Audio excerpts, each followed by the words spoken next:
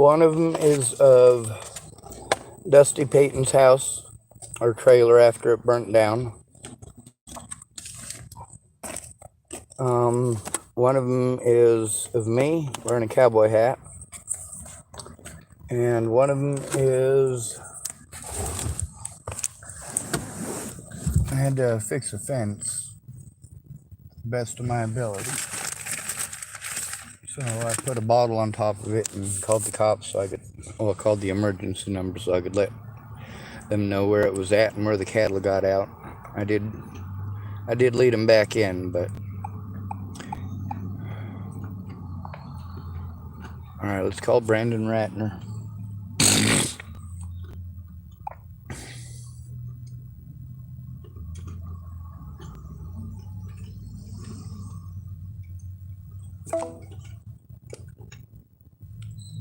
Server unreachable.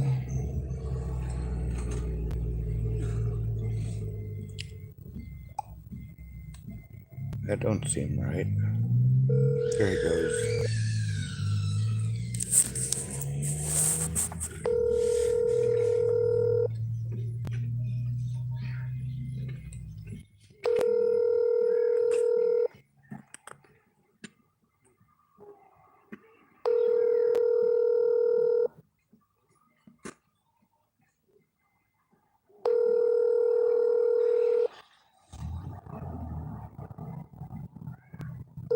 Three 038.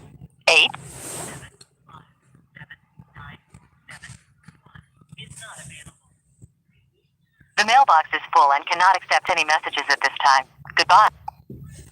Oh well.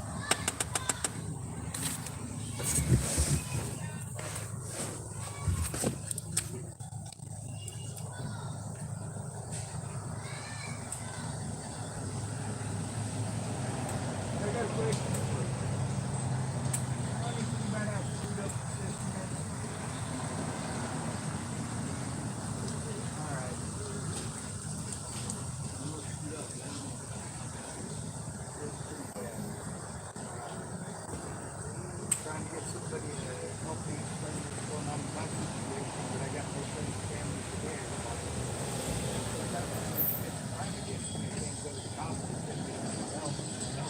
Go somewhere else and help me go to the cops. Yep. And then they tell me I didn't try to turn anything in.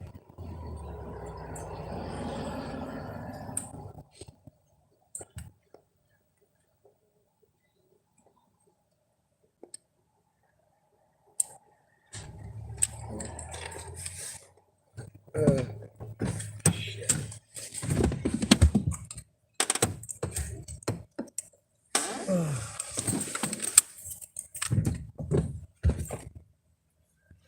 There's the link in here that shows that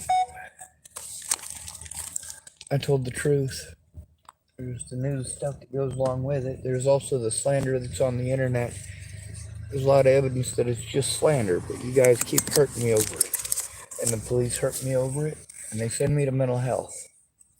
That's what they always do when you try to turn in a bad copy. And then the first thing they're going to do is start playing victim when they don't do their job and you call them out on it.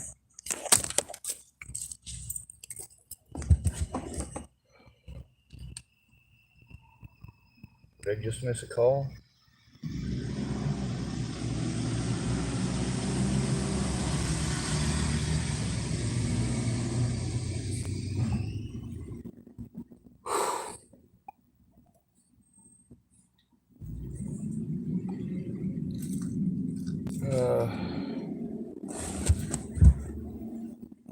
So I mean, really, I don't have any assistance. I'm having to run around and try to coordinate with a whole bunch of different places. It's expensive to run around to. I can't possibly do this.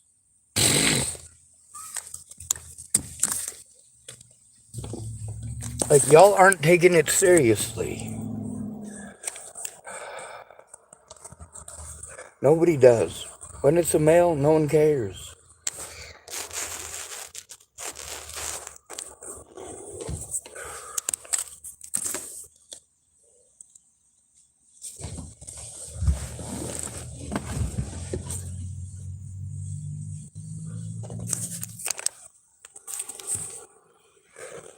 When a disabled person is being harmed, you can cut out the crap and the red tape by calling with them and helping them to send this shit in.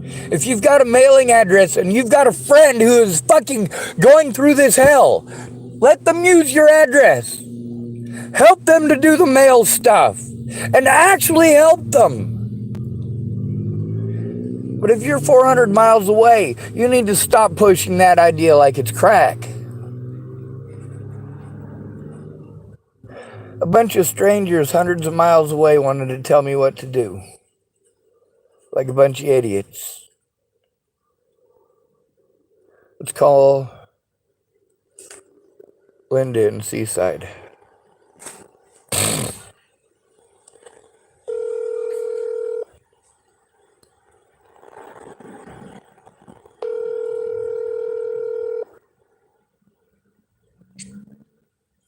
Hello?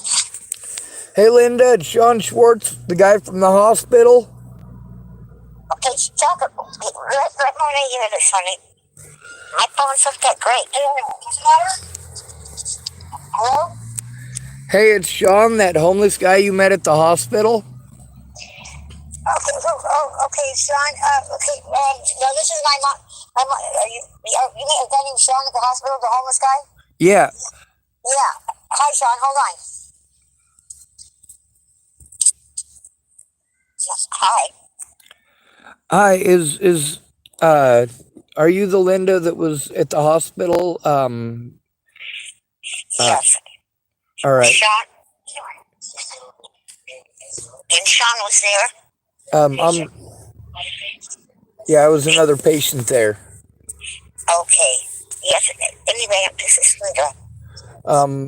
I was wondering, the lady who gave me the number, is that the mom or the daughter? Because I know you both have the same name. Well, I'm the mama. You're the mama. The mother's not there today. Or now, anyway. Do they treat you pretty well at the hospital? Well, I'm sorry, but the phone is so terribly wrong.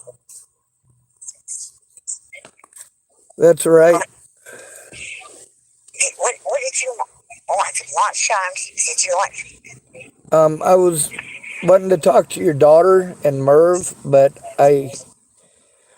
if you're having problems hearing, I don't want to be rude to you. And if the phone's not working too good, I don't want to be rude either. Well, it's still hard to hear. Maybe you could call at another time and we could talk or hear better. Yes, ma'am. You know what I mean? And it'd be clearer because it's pretty edgy right now. It's really hard to understand and hear you. Yes, ma'am. I'll call you at another date. Thank you. You take care. Okay, bye. So, God bless. Bye-bye, Sean.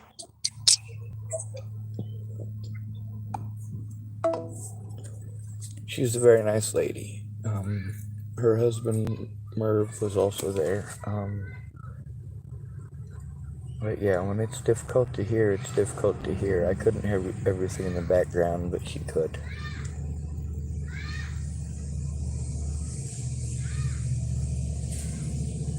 Brandon Ratner might not be off work for another hour or two, who knows? Let's call Daniel Whitehouse. He probably won't answer.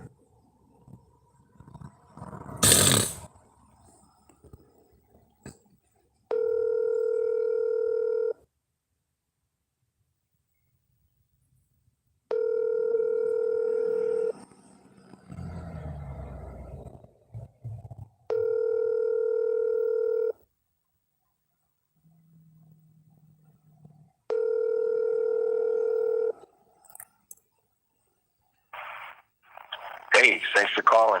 You know who this is? You know what to do with the beep. At the tone, please record your message. When you have finished recording, you may hang up or press 1 for more options. Hello, Daniel Whitehouse and Sean Schwartz. You never got back to me.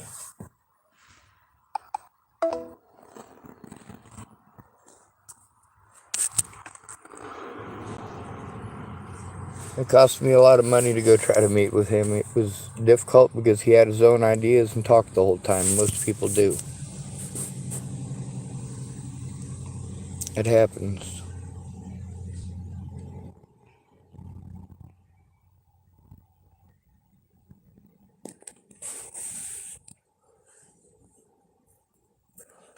Maybe Mia will... She says she has problems calling out and she has problems receiving calls, but I always feel rude just calling until I get a hold of her. It just seems like an asshole thing to do, especially since she never calls back. Although it's her instructions, and I do have them recorded on this YouTube channel.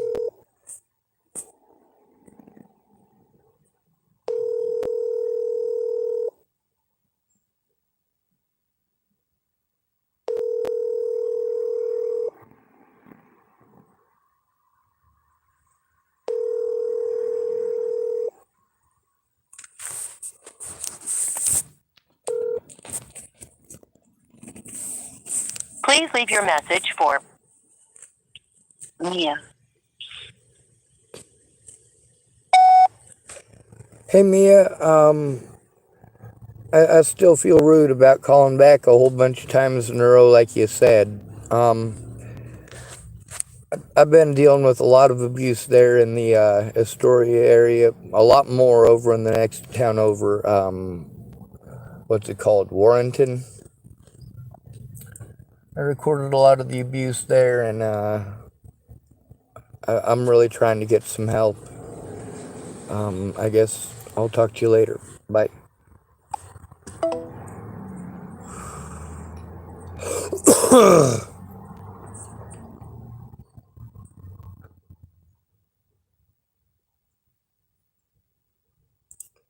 Who the hell is Lynn Jackson?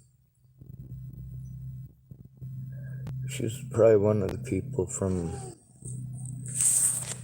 one of the community health places here that just sends me around in circles. They're going to send me to the cops who didn't do their job to begin with, and these people want to send me to them by myself. No, not okay.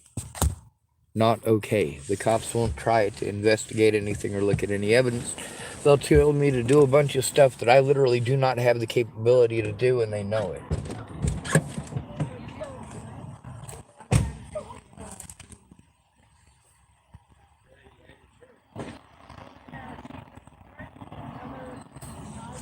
Big pain in the grain.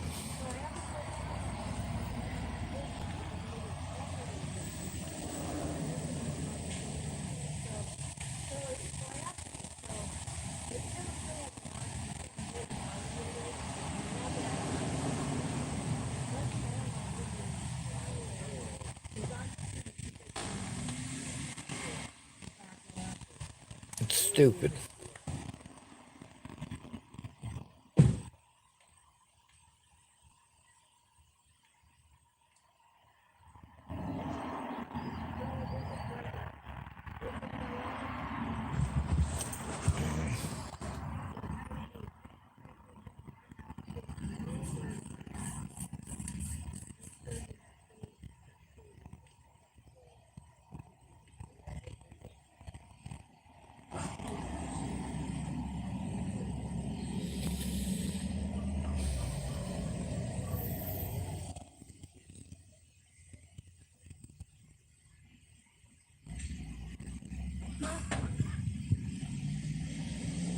Oh, that was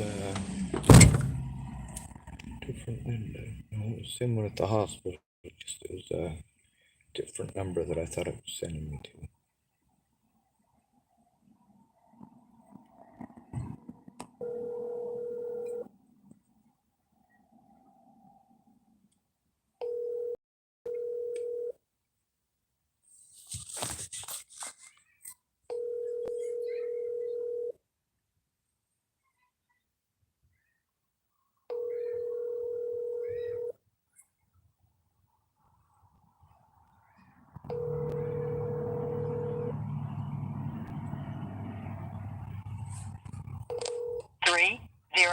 3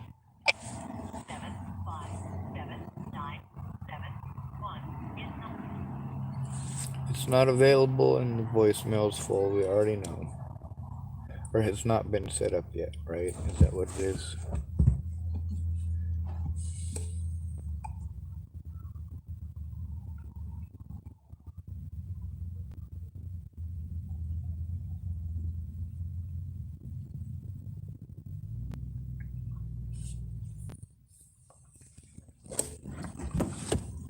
Like, they show up on Friday. Any of these agencies that actually show up, they'll show up on a Friday at the very end of the day and say they don't have time. Well, it's Friday. Nobody's going to do anything on a Friday. Don't talk down to me in a condescending tone as if I chose for you to procrastinate till Friday. Or for any of these other places to procrastinate till Friday. And by the way, it's not Friday, it's next Friday. I was there well over a week before anybody showed up to do anything at all.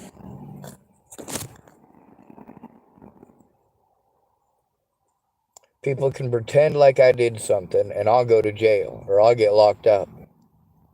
But I record them actually doing something. I get treated like I'm making it up, like it's a delusion.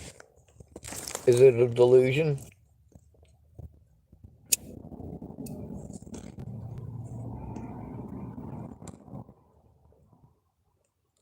I get that people don't like being recorded, but they shouldn't break the law. You shouldn't claim to provide a service and then get innocent people harmed.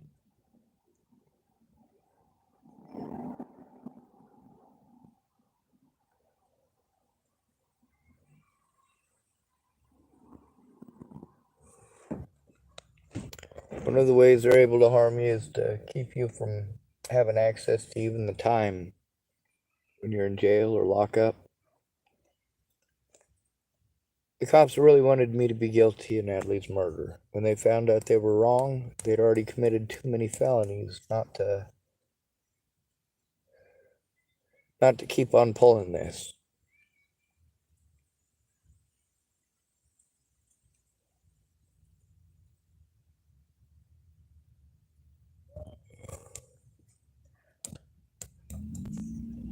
There's a lot of people who claim that they would help me that ended up just being on drugs. Meanwhile, the lady who was supposed to be my autism advocate did absolutely nothing to help advocate for me at all. Until, what was it, December 2017?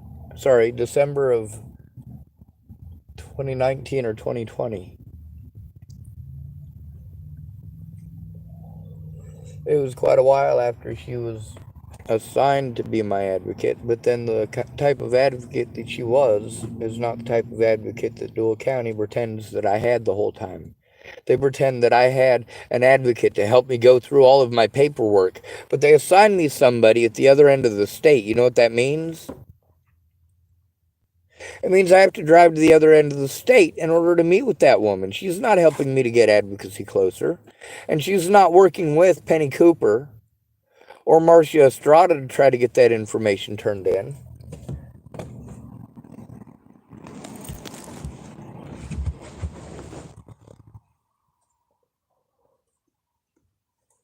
I let Marcia Estrada know about that illegal firearm before I had to even order the parts.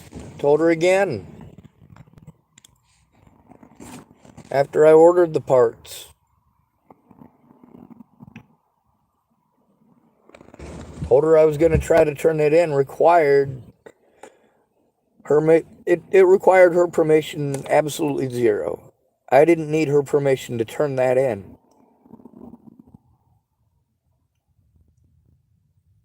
Y'all got no idea how much it hurt me having to move that stuff. Like, my back is screwed. And I had to powerhouse it. If I do that for 5 minutes, I'm pretty well bedridden for a day and a half. You got no idea.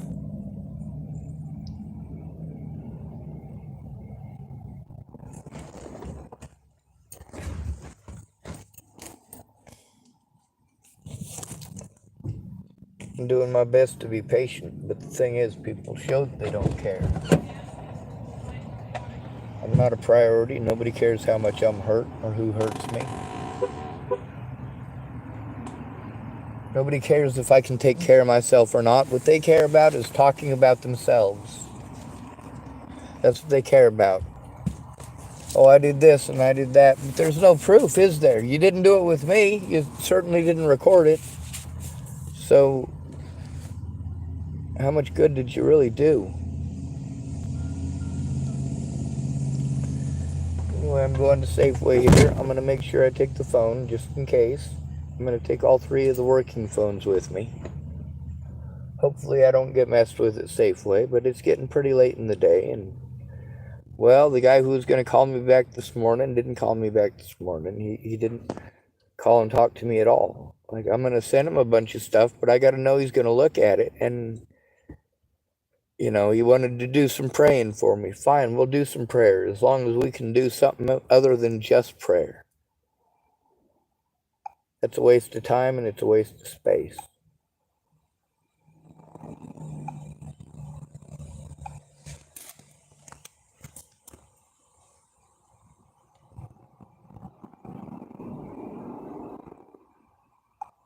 Safeway in Tillamook, Oregon. Directions.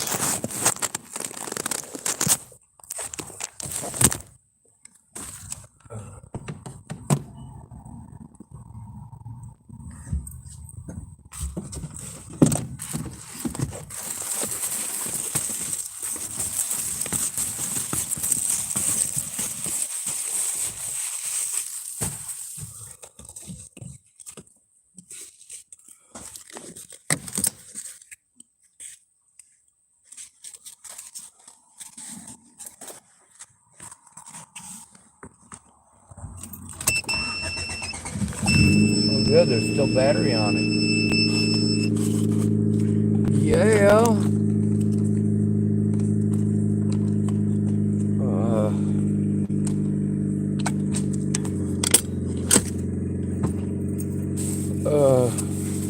That hurts.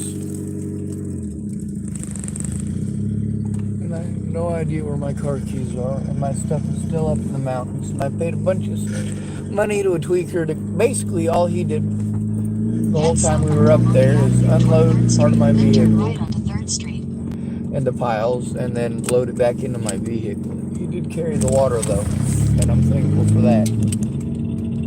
Anyway, my telephone is working as a speedometer. Take the next right onto 3rd Street. In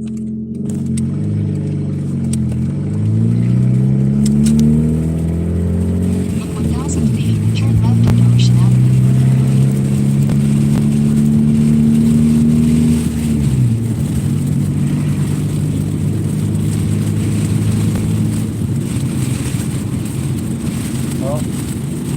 Take the second left onto Ocean Avenue, then turn right onto 4th Street.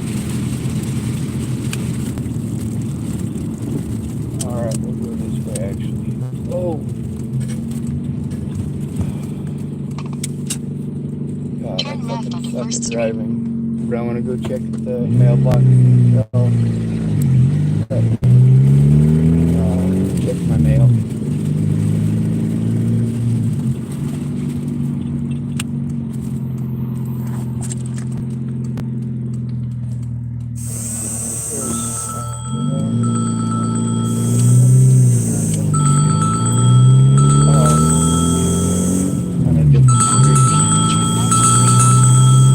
It's 4 o'clock now.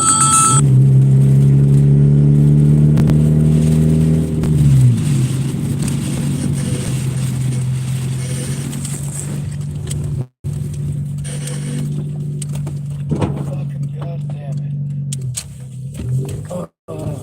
Fucking corner sucks. I don't know why they put it in there. My fucking shoulder is fucking killing me. That goddamn cane.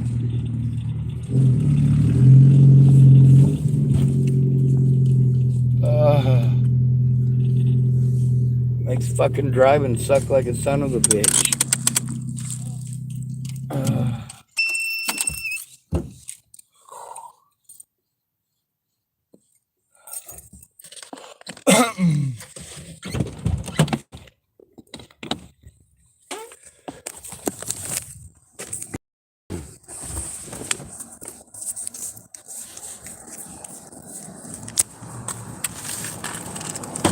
These people know I don't have the means to do as they're asking, and they ask me to do it anyway. By these people, I mean anybody who's a mandated reporter. I get run around in circles in the courthouse here. They wanted me to run around in circles because the cops didn't want to do their jobs. They just wanted to bully me. That's what they do. It's called being blackballed.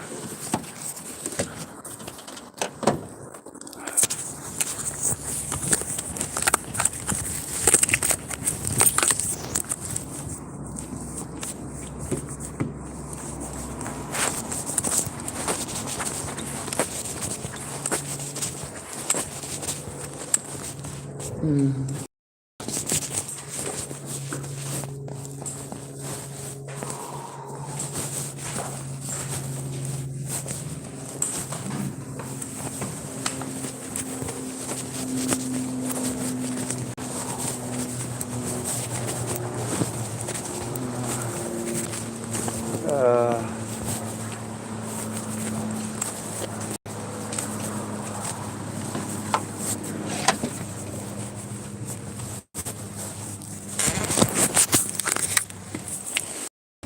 you see how many people were involved in preventing me from telling just one officer, just one mandated reporter who didn't do their job. You could see how going to their own department results in, well, not what they pretended, that's for certain.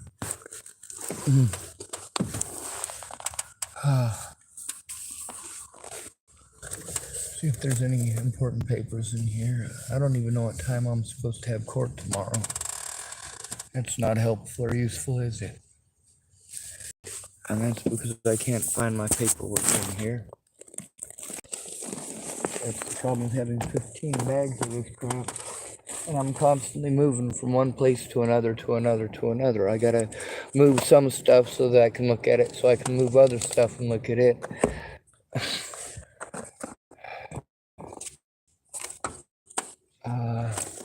I gotta start resorting every time I move somewhere. My little sister wanted to come over all fucked up. Gave her $1,800 altogether, her and Ed, to help me, and they didn't help me. Ed wiped the entire computer, and just like with that lady at First Steps when she was laughing at me, I held my composure.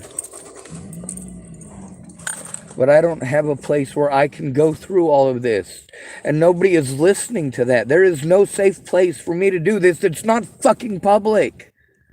The police are supposed to allow us a place so that all of our stuff isn't stuck in public, so we don't have to talk about this in public.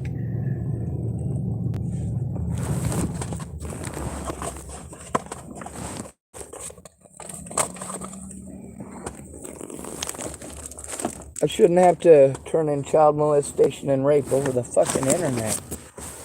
I mean, holy hell, who thought that was a good idea? Oh yeah, it's the only way to do it, when cops want to call you mentally ill and fucking ignore you, while people are harming you and threatening to kill you and your friends and family.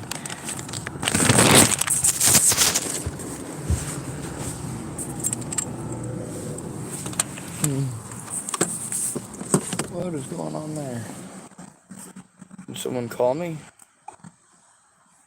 Mayhaps they did, mayhaps they didn't. Oh. Just a notification. Alright. Well, I can at least try to dig out my passenger seat. That's where it's most likely to be.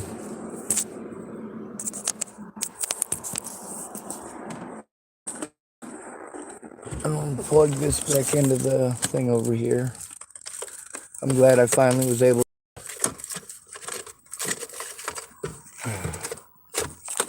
Ah, fucking goddamn it.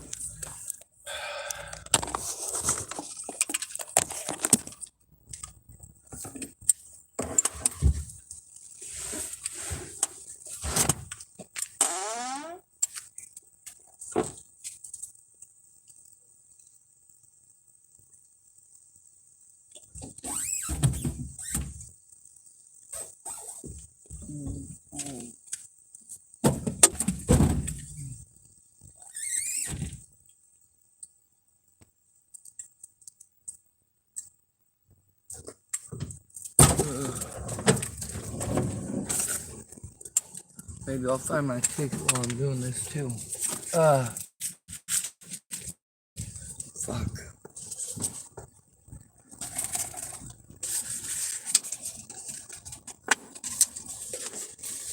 Yeah, I jump through all the hoops, but you make me do it alone. When I try to explain what's going on, you just talk over me. So does everyone else. That shows complete and total disrespect. It shows that you don't have any respect for the victim, that you don't care what they have to say. What you have to say is more important.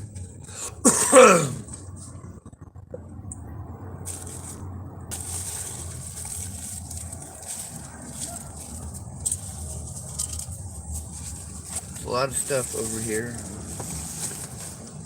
Gonna be a while going through it. Maybe I'll find enough to pay a little extra on that ticket.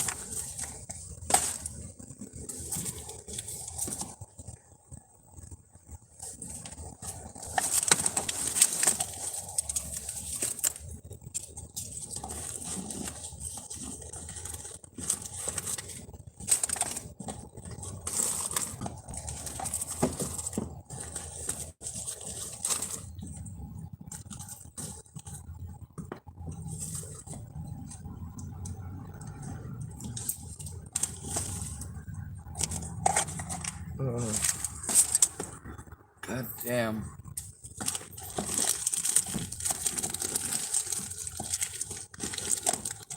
My back is fucking killing me.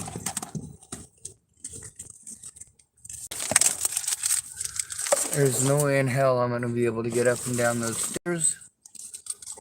And that basically leaves me with the option of paying a meth addict to help me carry it. And that is not a pleasant prospect.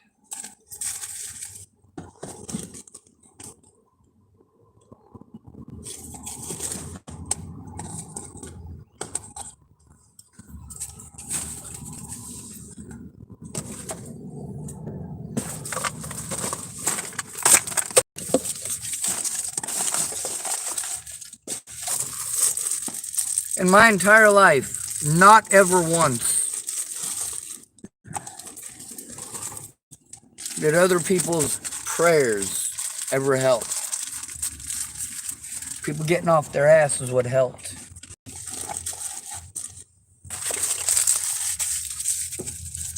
Y'all don't try to understand how the mentally ill tag is used to harm innocent victims. Or how impossible it is when a male is being victimized for him to turn in a woman. There's not just being socially ostracized, there's also physical abuse that comes along with that. Having your things stolen, having men come and assault you because they heard a rumor from a fucking crackhead that you told no to. That's not okay.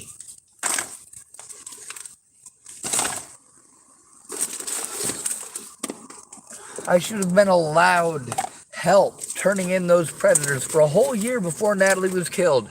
I needed help, and all anybody wanted to do was capitalize on the fact that I was fucking broke and alone.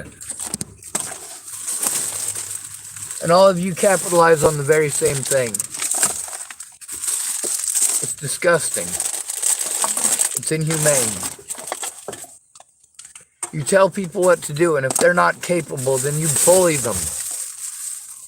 Or if they need to actually spend their money on the legal processes required, and you want to have them spend all their money on some whim that you had after 30 seconds fucking thinking about it. How the hell are you going to know more than the victim, huh? Especially when you haven't listened to the victim or looked at any evidence. It's pathetic.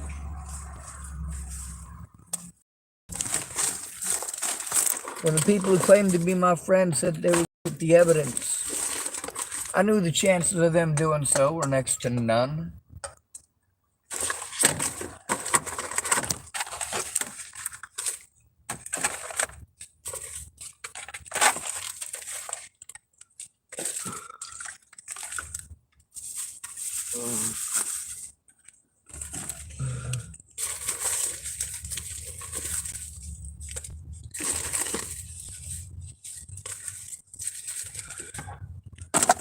Well,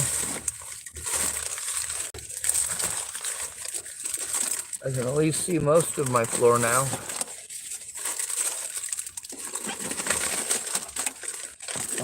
I found some tobacco. No, empty tobacco pouch.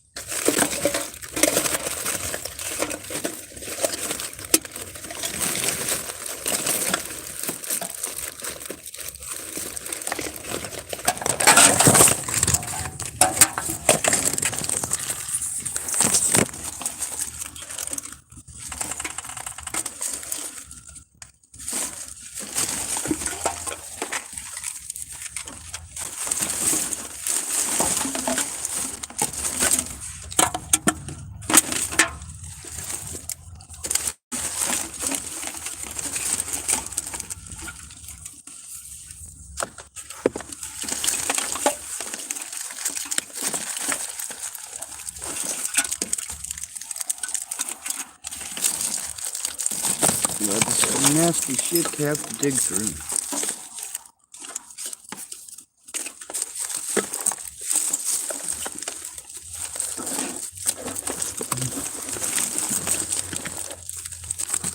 We've needed help for months. No, years. I'm gonna have to be honest about it. It's been years.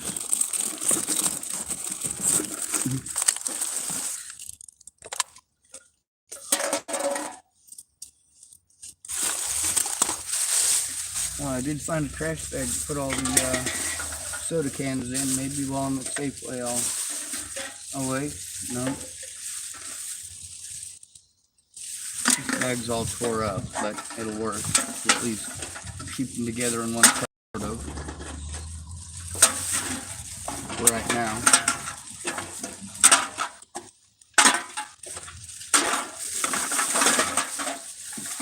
That's what I was doing up in the mountains too, by the way. Trying to dig out my flipping mail key. I needed, you know how much money I spent because I needed to get help getting finding my fucking mail key?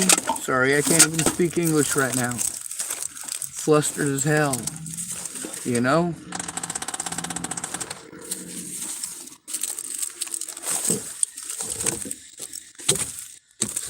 Oh wow.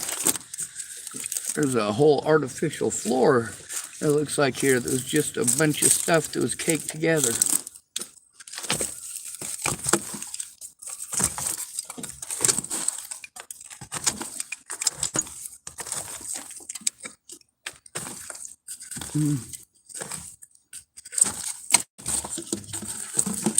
Alright, YouTubers.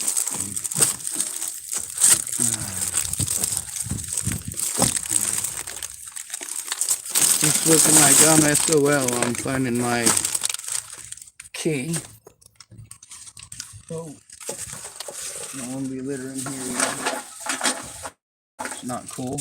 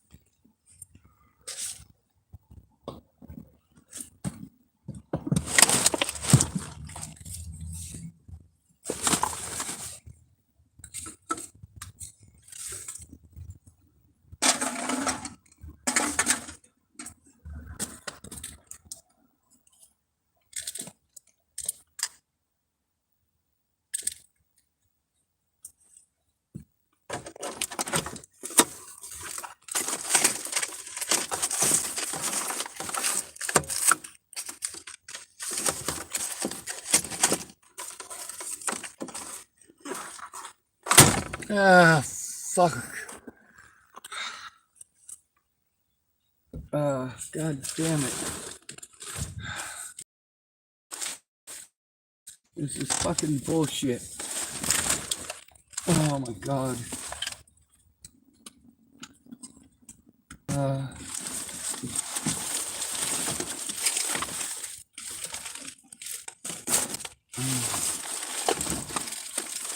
uh,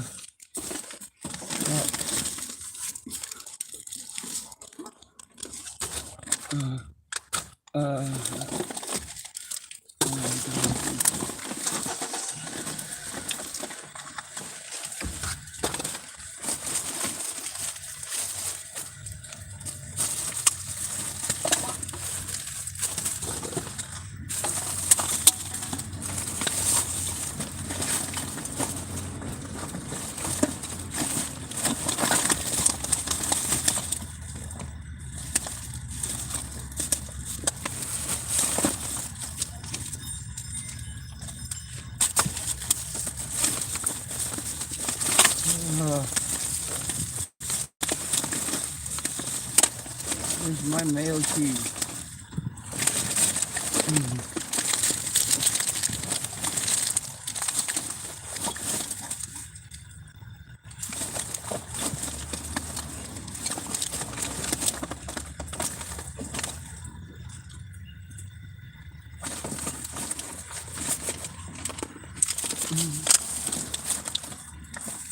Oh, come on.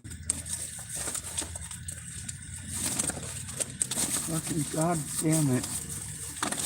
God damn it. God fucking damn it. God damn it.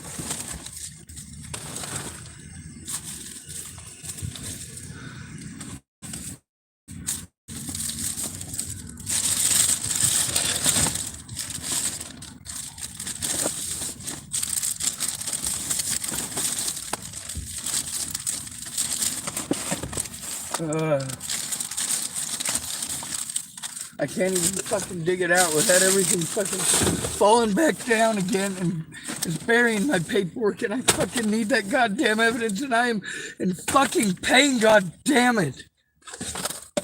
I'm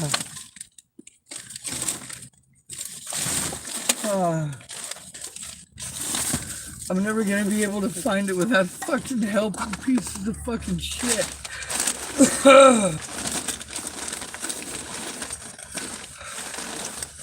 You don't understand that. Is it in one of these pockets on this your coat? Oh.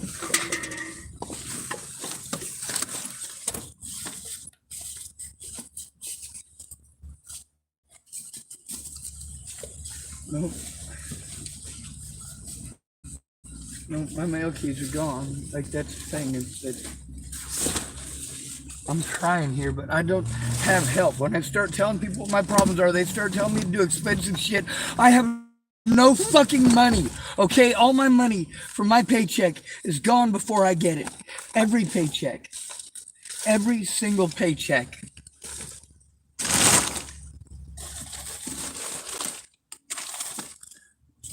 Meanwhile, people pretend to be my fucking friend. Tell me if I do this and if I do that. Oh yeah, they love me. No, the fuck you don't. You fucking pieces of shit. You don't love anyone but yourselves.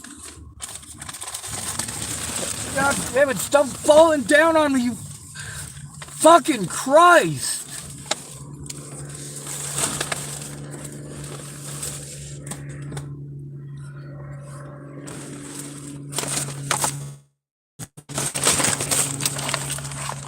What the fuck is my phone?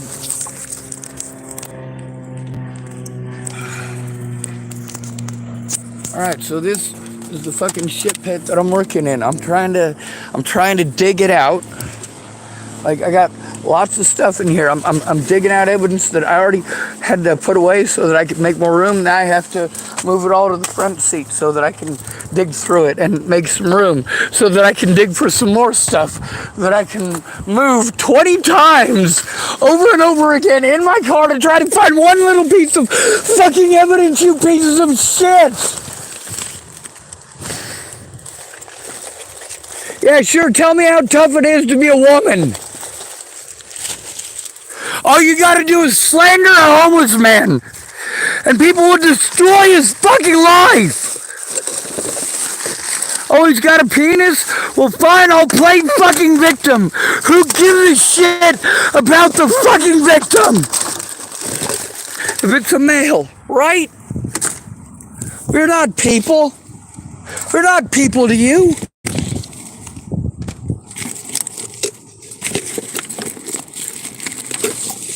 Meanwhile, I keep having to dig crap out like over and over again. And people don't understand, yeah, I can do this stuff by myself if you leave me the fuck alone while I have a space to do it.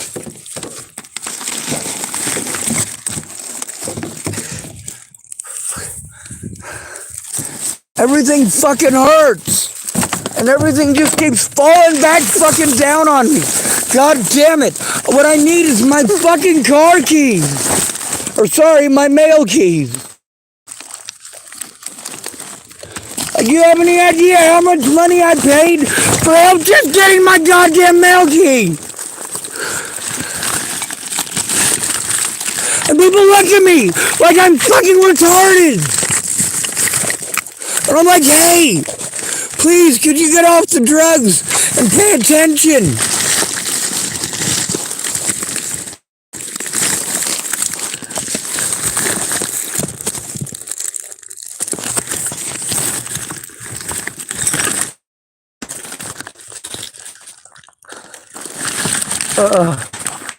Fucking goddamn it. It's gotta be fucking buried in here somewhere.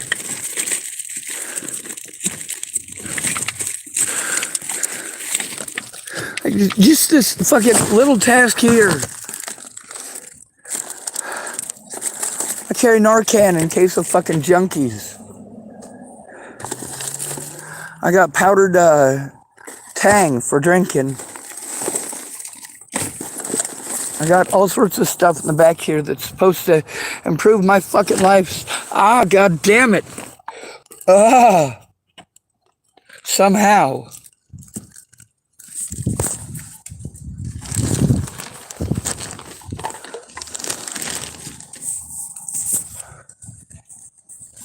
This is not fucking, god damn it. This is not fucking okay. This is not fucking okay. It's not okay. It's not fucking okay. It is not fucking okay.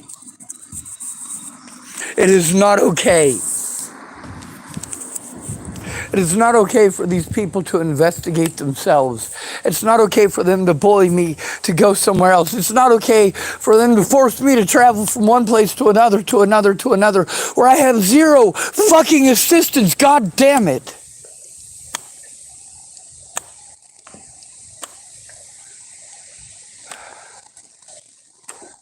Fuck this goddamn country.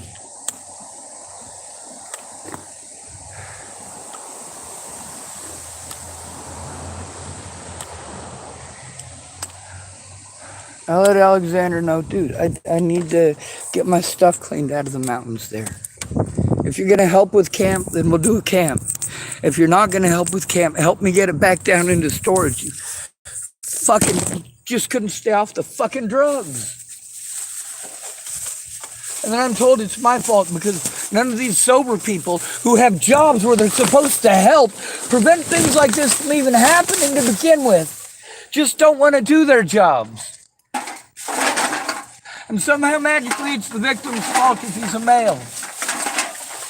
If he's disabled, he's railroaded. You can see that over and over again. And what are you doing about it? You're not doing anything about it. You're helping them.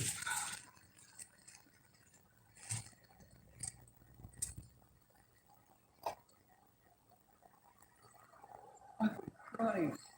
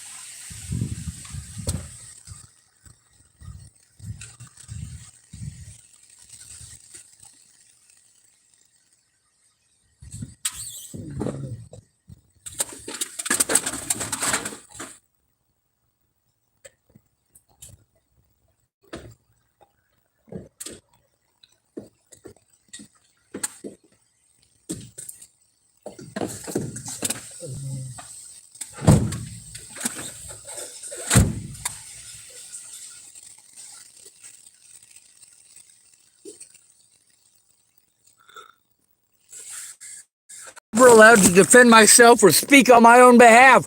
No one likes me!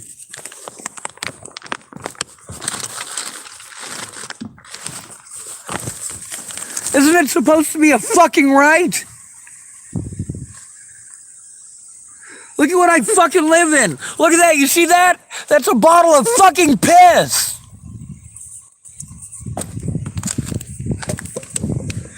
You think I like fucking living like this? Huh? Do you? Do you think it's a fucking party? You fucking pieces of shit. No, I gotta deal with the locals who are all homeless because they can't sell fucking drugs. And I'm sent to those locals. I already got everything I was gonna get out of the locals. They tell me where the services are that don't do anything. They tell me a bunch of horror stories about these services. And then anything beyond that, they'll make empty promises if you offer them money to help you. You need help. They want drugs.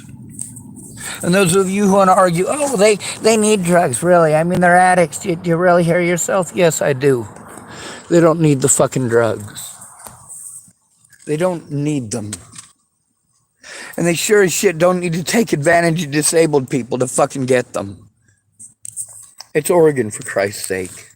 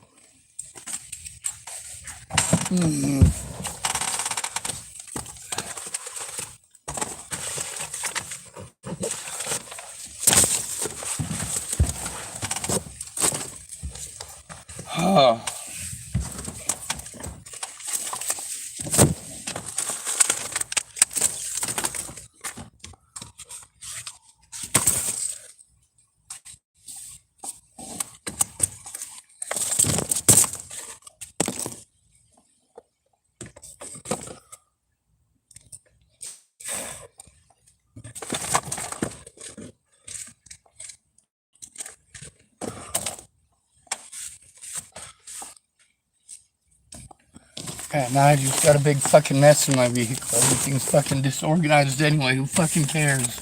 Who fucking cares? Obviously, nobody else is gonna fucking care. All these Christians are gonna do is fucking pray for me. They'll fucking pray for me.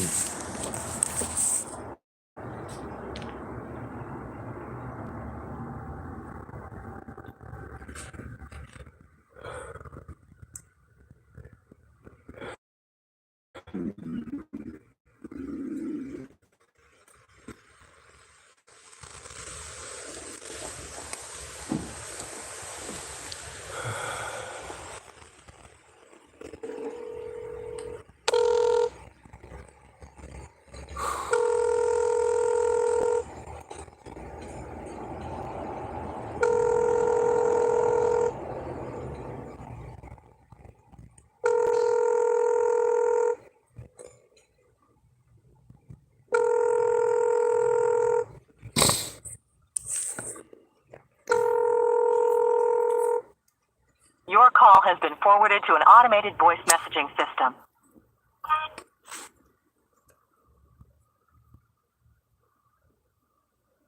Is not available. At the tone, please record your message. When you've finished recording, you may hang up or press 1 for more options. To send a fax, press 4 now. To leave a callback number, press 5. Yeah, I'm taking a lot of abuse here. I I was hoping you'd be able to call today. It's just apparently not going to happen. I'm hoping you will call. Just it's Sean Schwartz.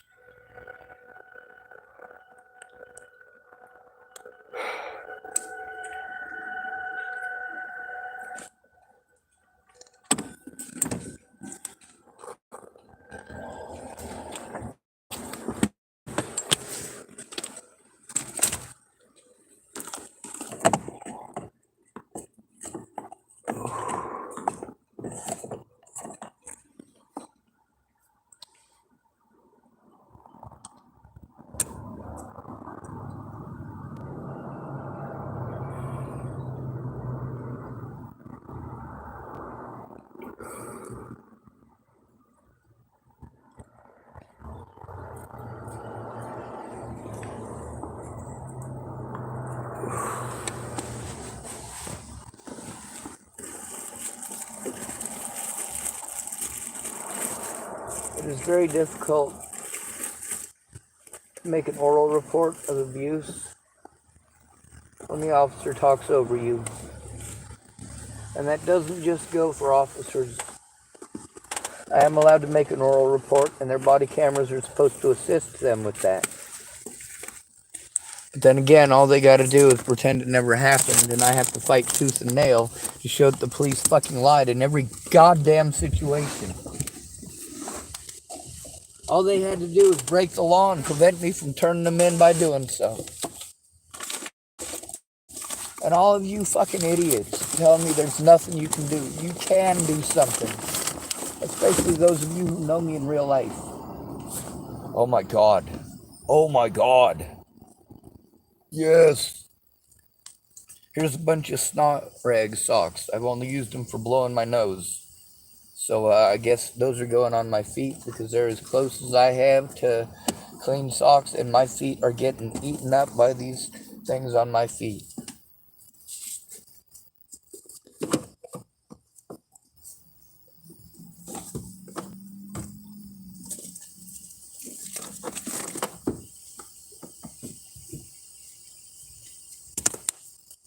Oh.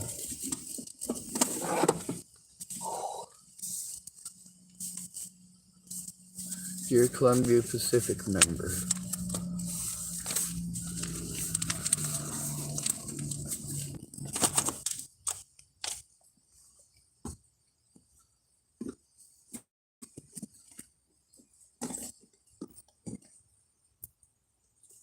Sean David Schwartz, who is this from? Ah, Brenda Dickinson. That's right.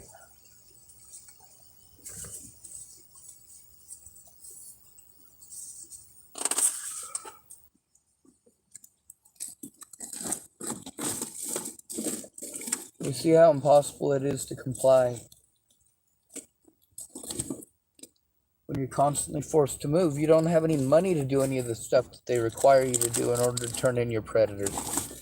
And when you go in to talk to them to try to turn it in, they just talk over you and try to deter you and have you go elsewhere. It doesn't need to be this difficult for somebody who is harmed to stop the abuse. Especially if they're an at-risk and disabled adult. This is abhorrent. Oh, there's Dallas's stupid camel.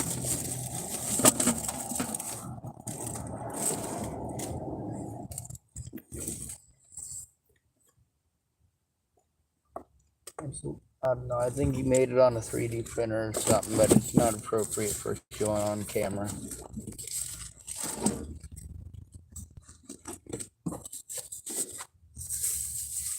Alright, there's my flare pistol. For in case of emergencies in the mountains. Although, I'd be afraid of using it in the mountains. Somebody would have to literally be dying for me to use that thing, because I'm always afraid of starting a fire and making things worse.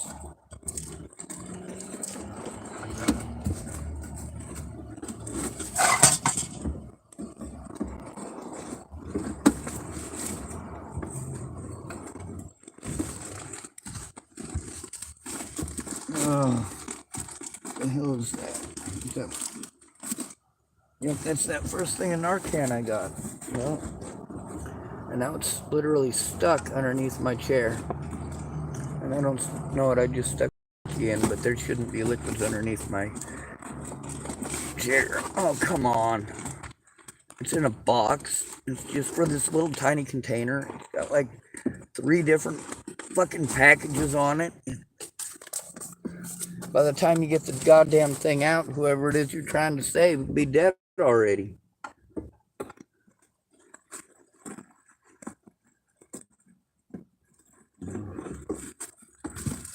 Uh,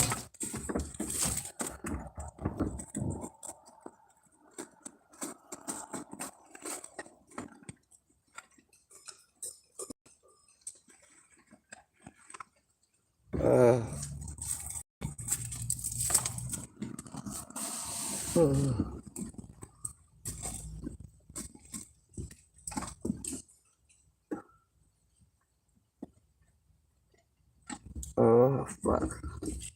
Yep.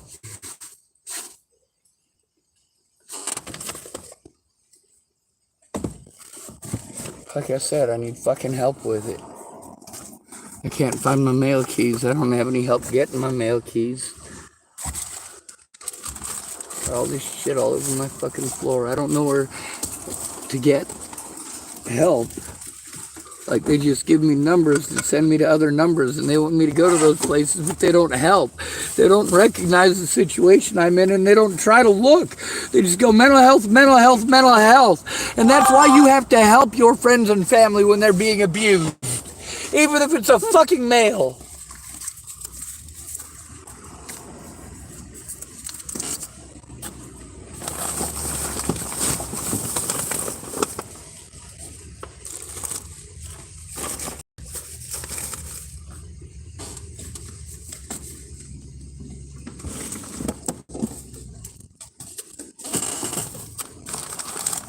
I don't know how many women I've heard say they hope their son doesn't end up with a woman like them.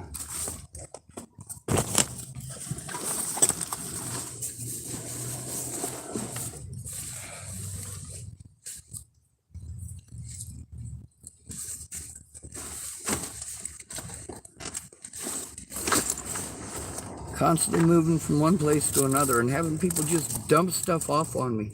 Oh, nice. I found some more important paperwork. Some copies of the stuff with, what's her bucket? Leslie Snell. Also with Miranda. Let's see what else we got in here. Bunch of stuff from Oregon this and Oregon that. Oh.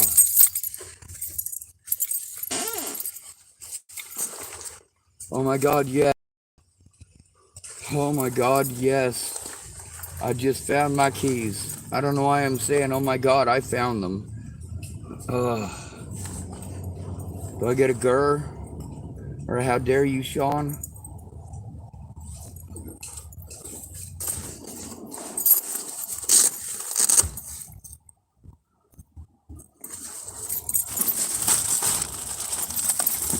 Oh. And I found my orange juice. Alright, let's go see if I got some mail in there.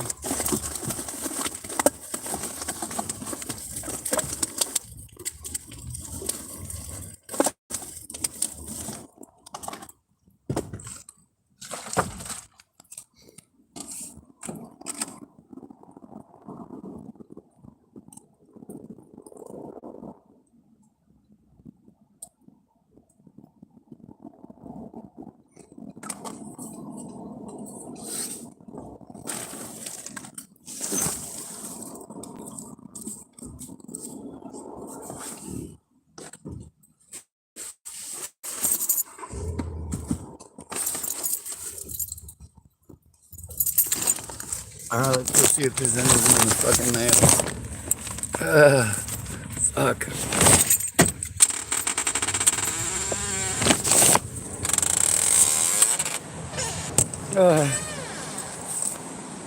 God damn it. God fucking.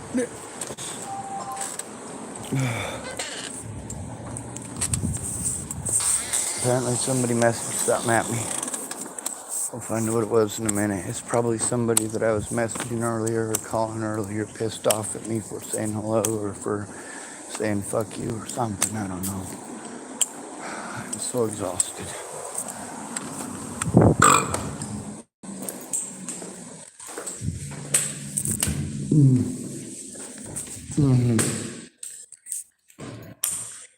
United States Post Office is a public place. I can report here at any point in time without fear of consequence. Or rather, I should.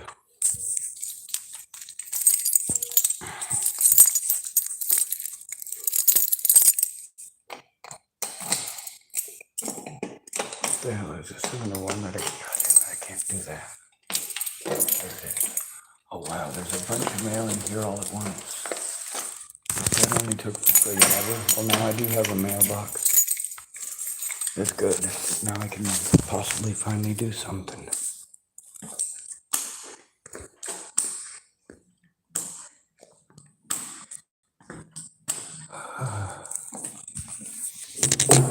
Jiu-jitsu.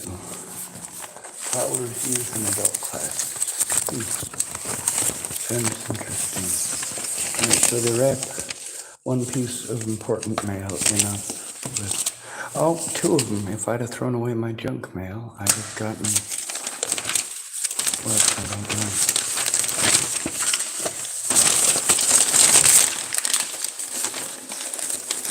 You must read this about burial insurance. Kidding me, I'm homeless. They're gonna cremate me, stupid.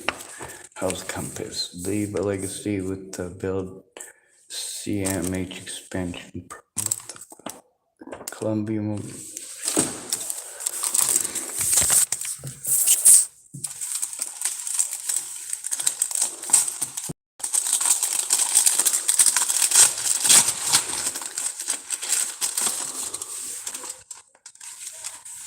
Notice of medical eligibility. Renew your approved medical benefits.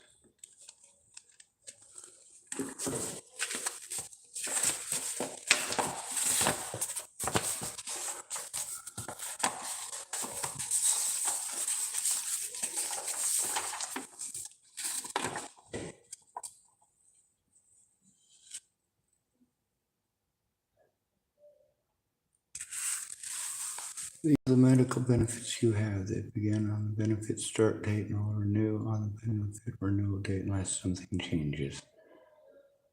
Benefit start date was a while ago. So it's been in service this whole time, just haven't had the paperwork. Had to wait for it to come in the mail, and I had to try to find my key, and I had to spend a bunch of money to have somebody help me, but I got it.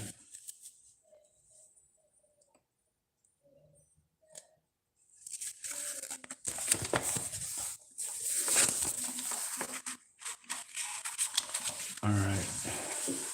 Says if you need more information or help with your medical benefits, call 1 Customer Service or Office of Developmental Disability Services, 24-hour nurse advice line. If you need urgent help with something other than your medical benefits, call, Jesus. The problem is I keep going to these helplines and they keep sending me to the local services that already broke the law. That's stupid. But yeah, I do get developmental disability. I already told you that. And that's the problem with being abused out here, is that I have the evidence that I'm disabled. I have the evidence that I'm being abused. I have the evidence that I have to record publicly, and that I had to record publicly with the, what is it? AARP. I don't know what the hell that is from. Community Health Centers in Tillamook. I don't know what that is. Maybe we'll look at it later. As soon as we got a lawyer. It looks like it was sent out on the 13th of July and just got here today.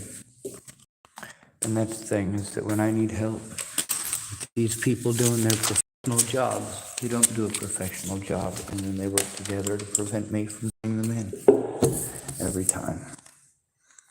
Like clockwork. And then I spend my money going back and forth between these places. If I'm developmentally disabled, to the point that I'm getting a check, why the hell am I getting treated the way that I am? Oh yeah, the mentally ill bag.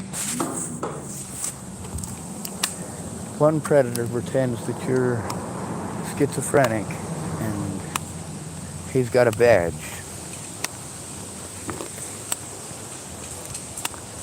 People will do whatever the hell they want to you after that, and there's not a goddamn thing you can do about it, and they let you know that. Under no uncertain terms are you to be treated like a human being after telling on a child. Oh, fuck.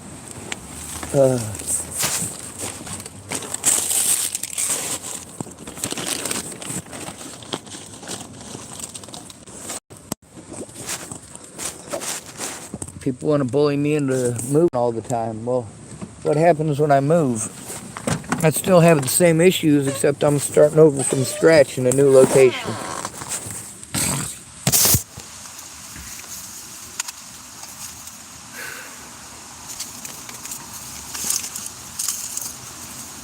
And because they're able to get paperwork in, because they're not blown through a bunch of fucking hoops, they automatically win. Just call me mentally ill and it's an automatic win.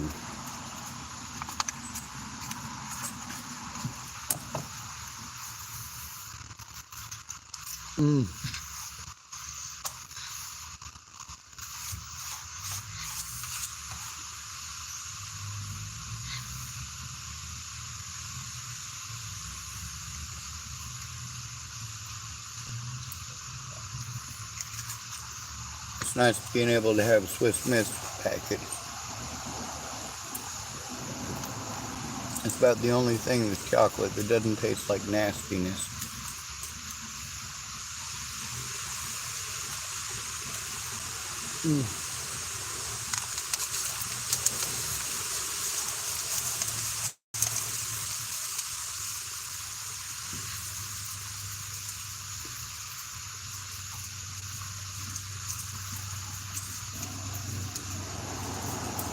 When you're forced to turn in cops to their coworkers who do harmful things, they procrastinate, they waste time.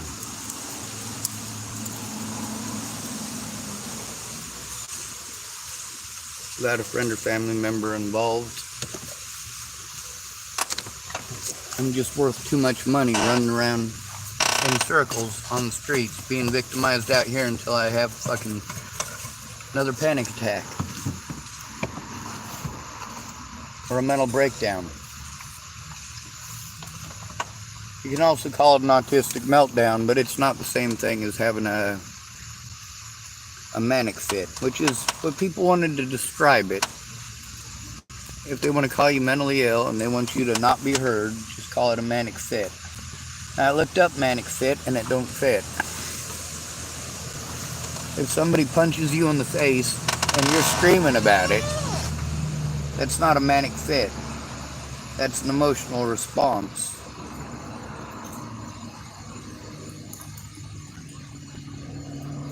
You get to see how the emotional response that people told me not to have after months and months and months and months of going through it. Oh, you shouldn't have done that. Really?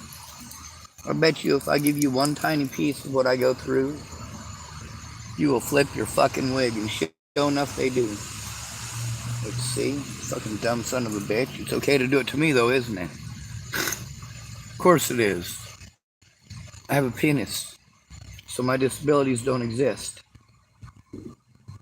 Well, Sean's not trying to get help, and so on and so on and so on. Like fucking hell I'm not. Look at all the money that I have to fucking pay for help. Doing simple shit. But whatever, you know, I'm a hobo. I deserve it, right? Every hobo deserves to be treated this way, right? Isn't that what you guys like to sell? You got to see how many people were cheering when that mass murderer was going around shooting homeless people in the head on the East Coast. Two of them, sorry. Right around the same time, too, like within 3 months of each other. The one in Chicago and the one that was in Washington, D.C. and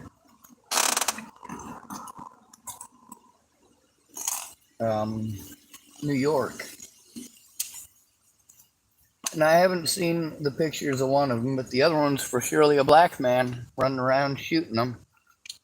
Just walking around shooting homeless people. But we ain't allowed to say nothing about that, because BLM will be angry with us. That's negative attention for black people. So we're not going to mention that a black man was walking around shooting homeless people. And from the other article I was reading, it said mixed race, like that was an important part of it, but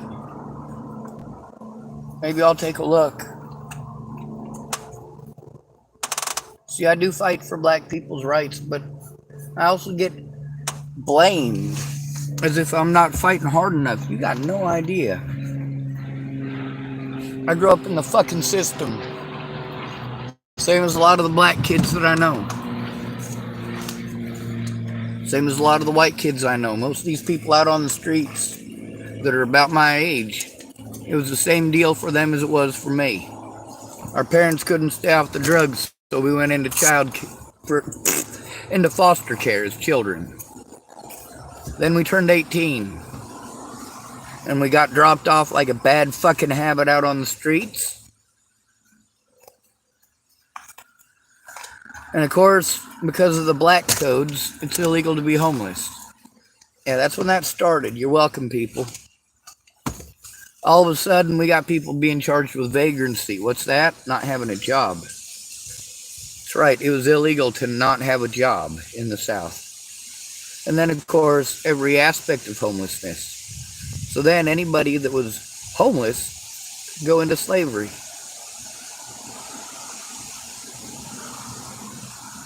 Forced into slavery. And now, of course, we can't make it a racist law. No. It's the black codes are sunset laws, sundown laws.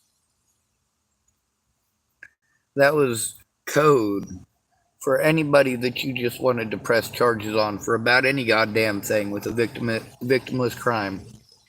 All of a sudden, cursing in front of women was highly against the law, depending on who you were. And likely how offended she is. Damn, my fingers smell like feet and ashes. Of course, did you see what I was looking in? Now, this is a better looking at my 2 feet, by the way.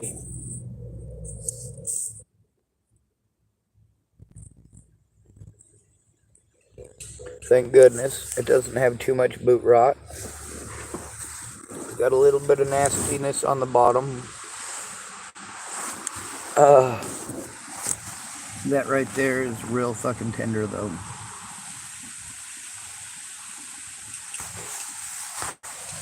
So's that. I'm not sure if you can see how fat that is.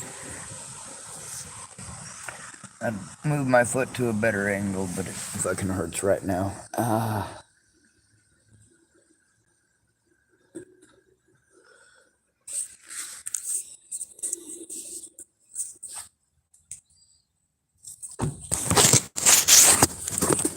Glad I found my mail keys finally. And, well, YouTube, that's the thing that sucks about this, is that wherever I go, I'm pushed to go somewhere else. I'm bullied at the resources that I'm sent to try to turn in the people that are bullying me, you know? That's just stupid. Or they don't want to do their job, they just want to make a profit.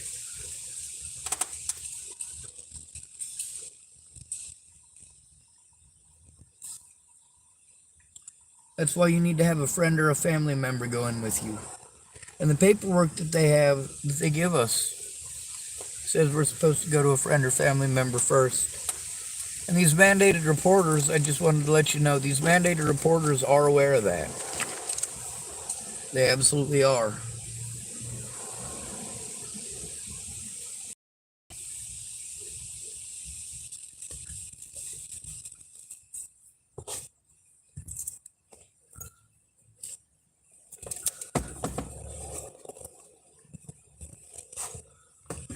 When you go in and you try to tell on women who are abusing you, women who are making your life a living hell, and you have to turn it into the cops, they take you to a mental hospital. The mental hospital releases you with absolutely nothing.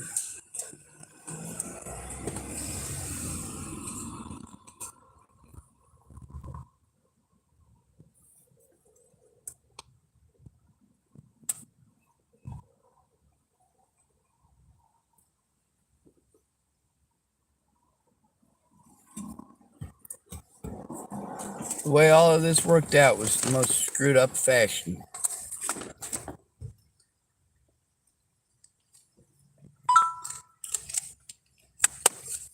It never works out. Because for us, there's never somebody there who cares.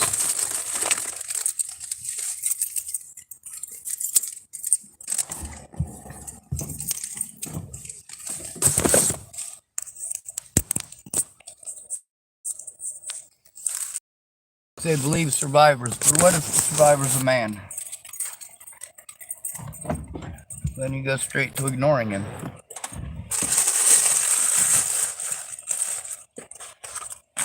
I can't afford to live here, and I didn't want to move all of my stuff here. I didn't want all of those expenses.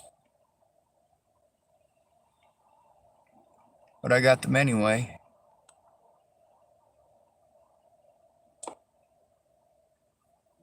It says, sorry, it's always a busy day with wife and kids and 2 days off from work a week. Hard to navigate. That's true. Was in the middle of cooking dinner. Now, of course, this would be translated by law enforcement as I wasn't trying to get help, and nobody would help me, probably because of the way that I act. Well, you know what? The way that I act, as a result of your abuse, is because it's the only way to get heard. You act like fucking 5-year-olds. That shit wasn't appropriate.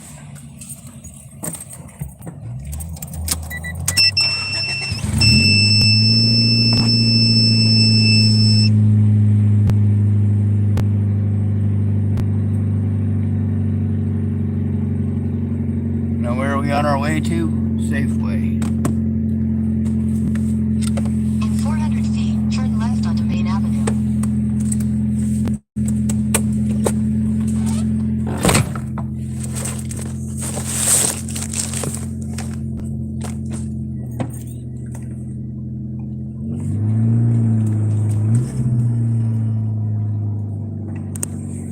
All these people do is rape us for all of our funds and then play victim after they've raped us for all of our funds.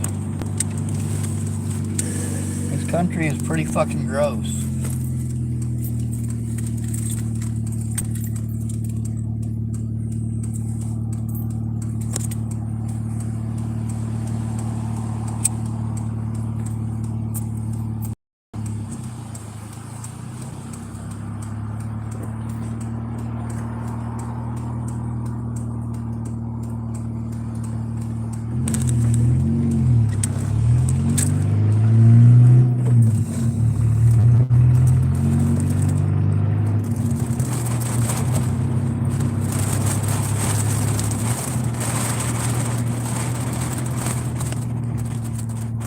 Turn left onto Main Avenue.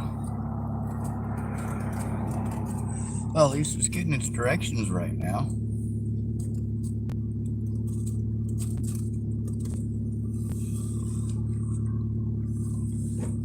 Uh,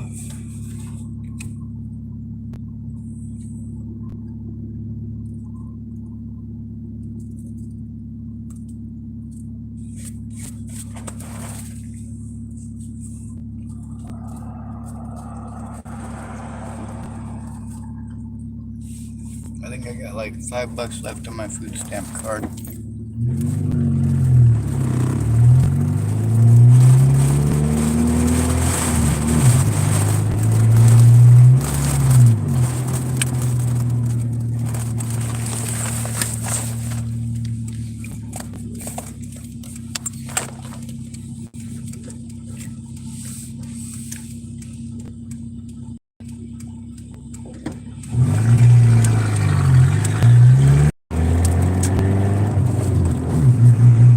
In 600 feet, right onto 4th Street. Alright, I can do that.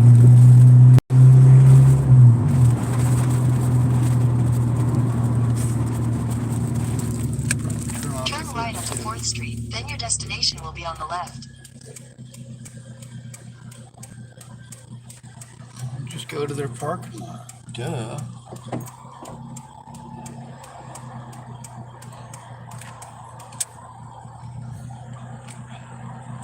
I'm pretty sure I'm allowed to drive.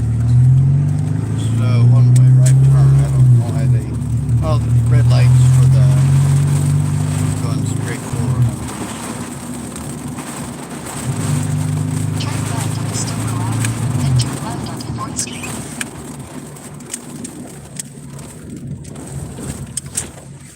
Your destination is on the right.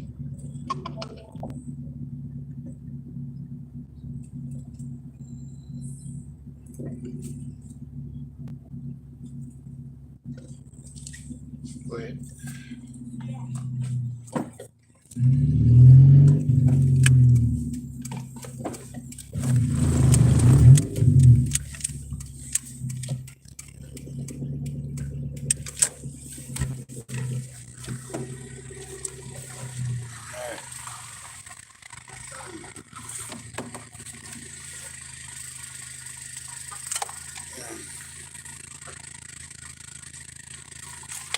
And that phone's down to 20%. That's the thing about people having busy days. They don't take a situation seriously. They get too busy with their own stuff. They don't find out what the fuck is going on. But sure, in Jesus' name, I guess. Right? Yeah. I did find a couple of my external batteries. It's a big help.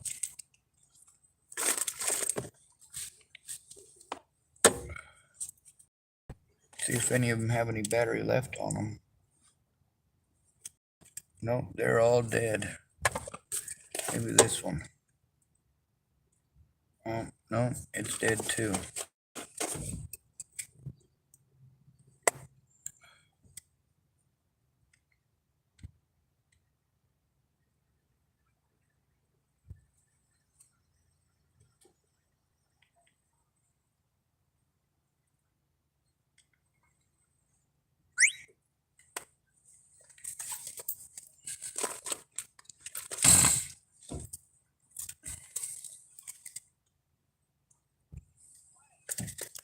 Alright, I got all three of my functional phones on me.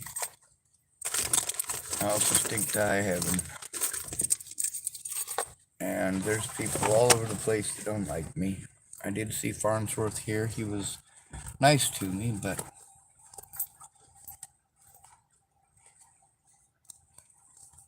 he goes back and forth between that and being a fucking monster. That just ain't cool.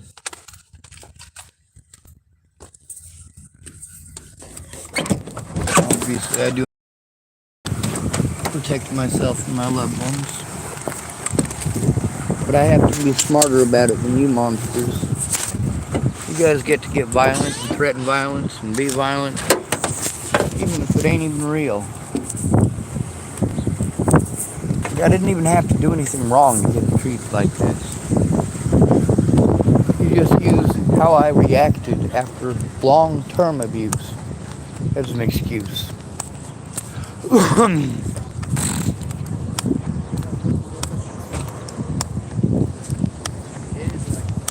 Tim Beeson started getting a hold of me and harassing me in March of 2017 on the internet. He'd called me since well before that.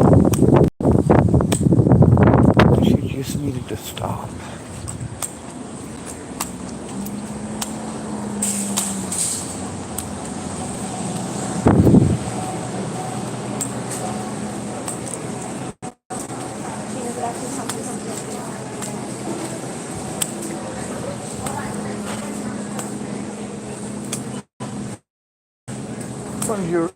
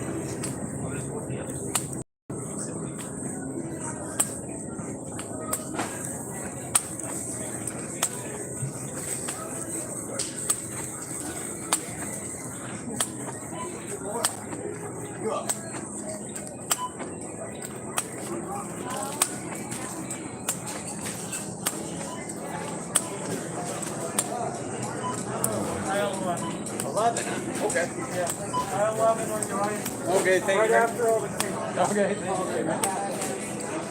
We also have,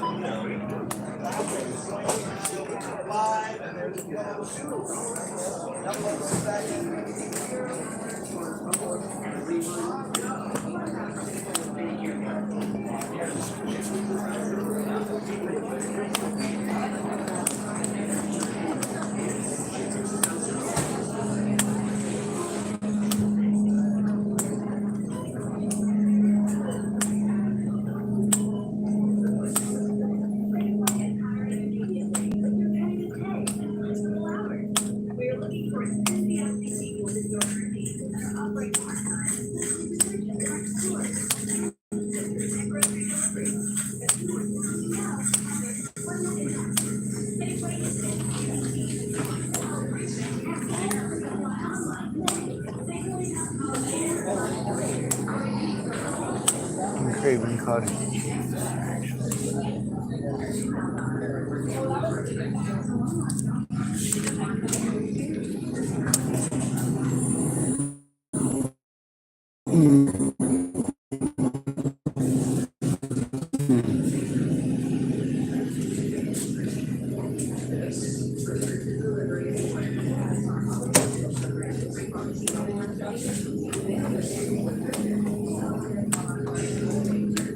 No, I'm not vegan.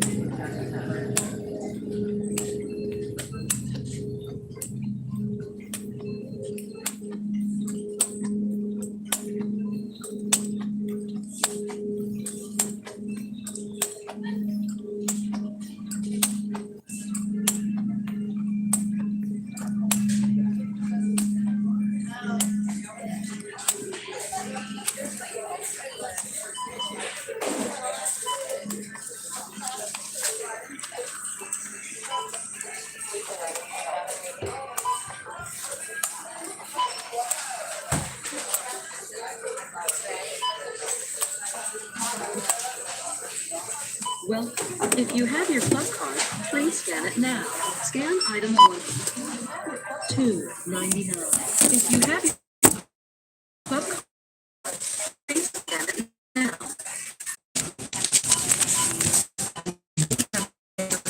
Thank you. Please remove all items from the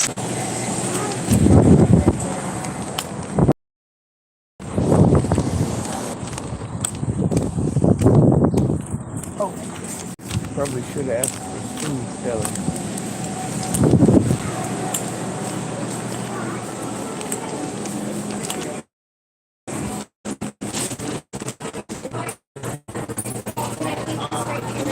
Yeah, I'll be back in like 5 minutes. Okay. Thank you.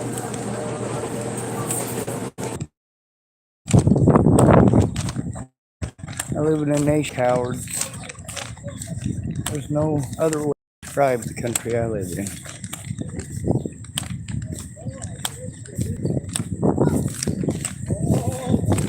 On the right side, I had enough for a cup of cheese. It was $2.99.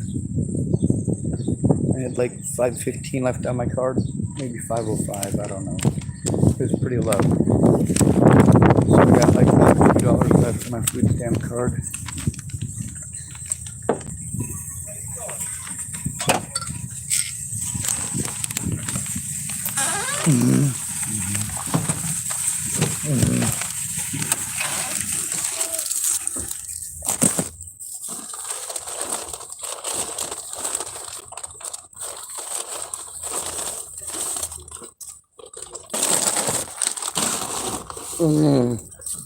Yeah, fun, huh?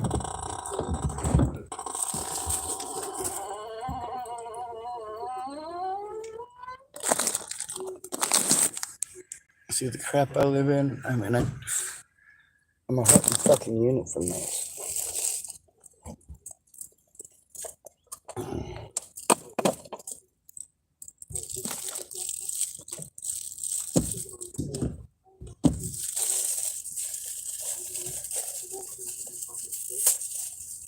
Still didn't find my ticket.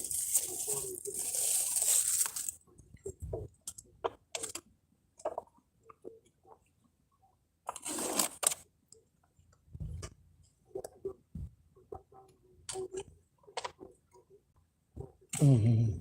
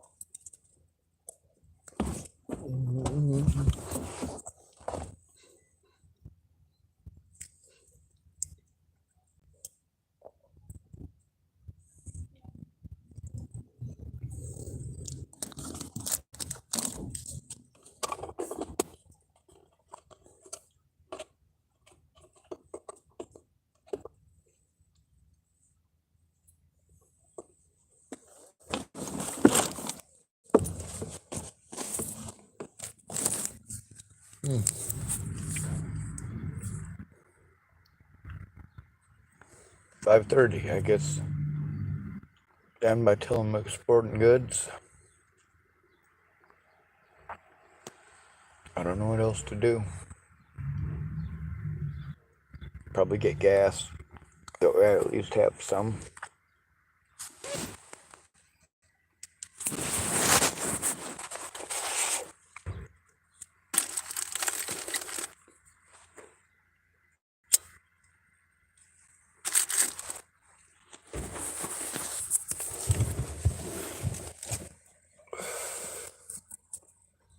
They bully disabled people who are out here and homeless, and you just don't give a shit.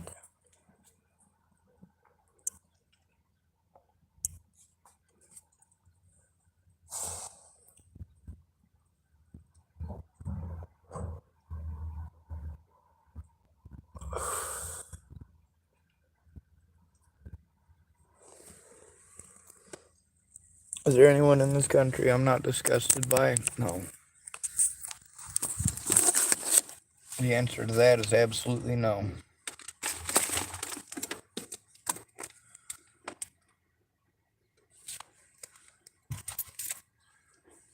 I think everybody done showed themselves to be disgusting.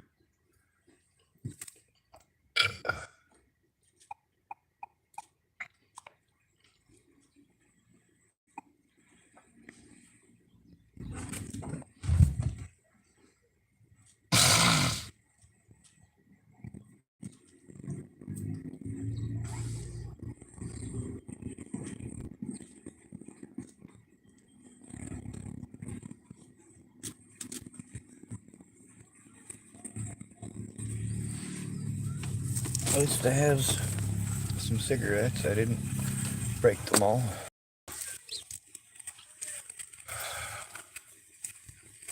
I'm overwhelmed with people not understanding. I'm reaching out for fucking help. I need someone to fucking call and listen. Call to listen with the intent of listening, not of fucking praying. Jesus Christ.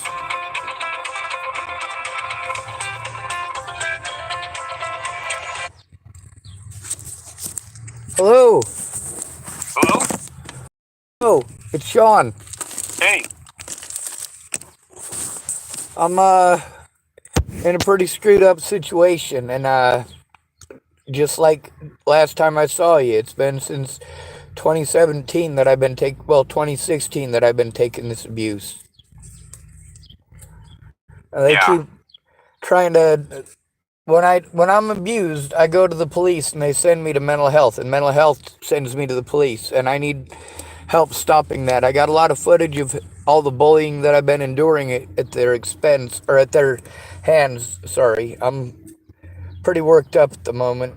I've had a few people tell me they'll pray for me today, and it kind of gets annoying.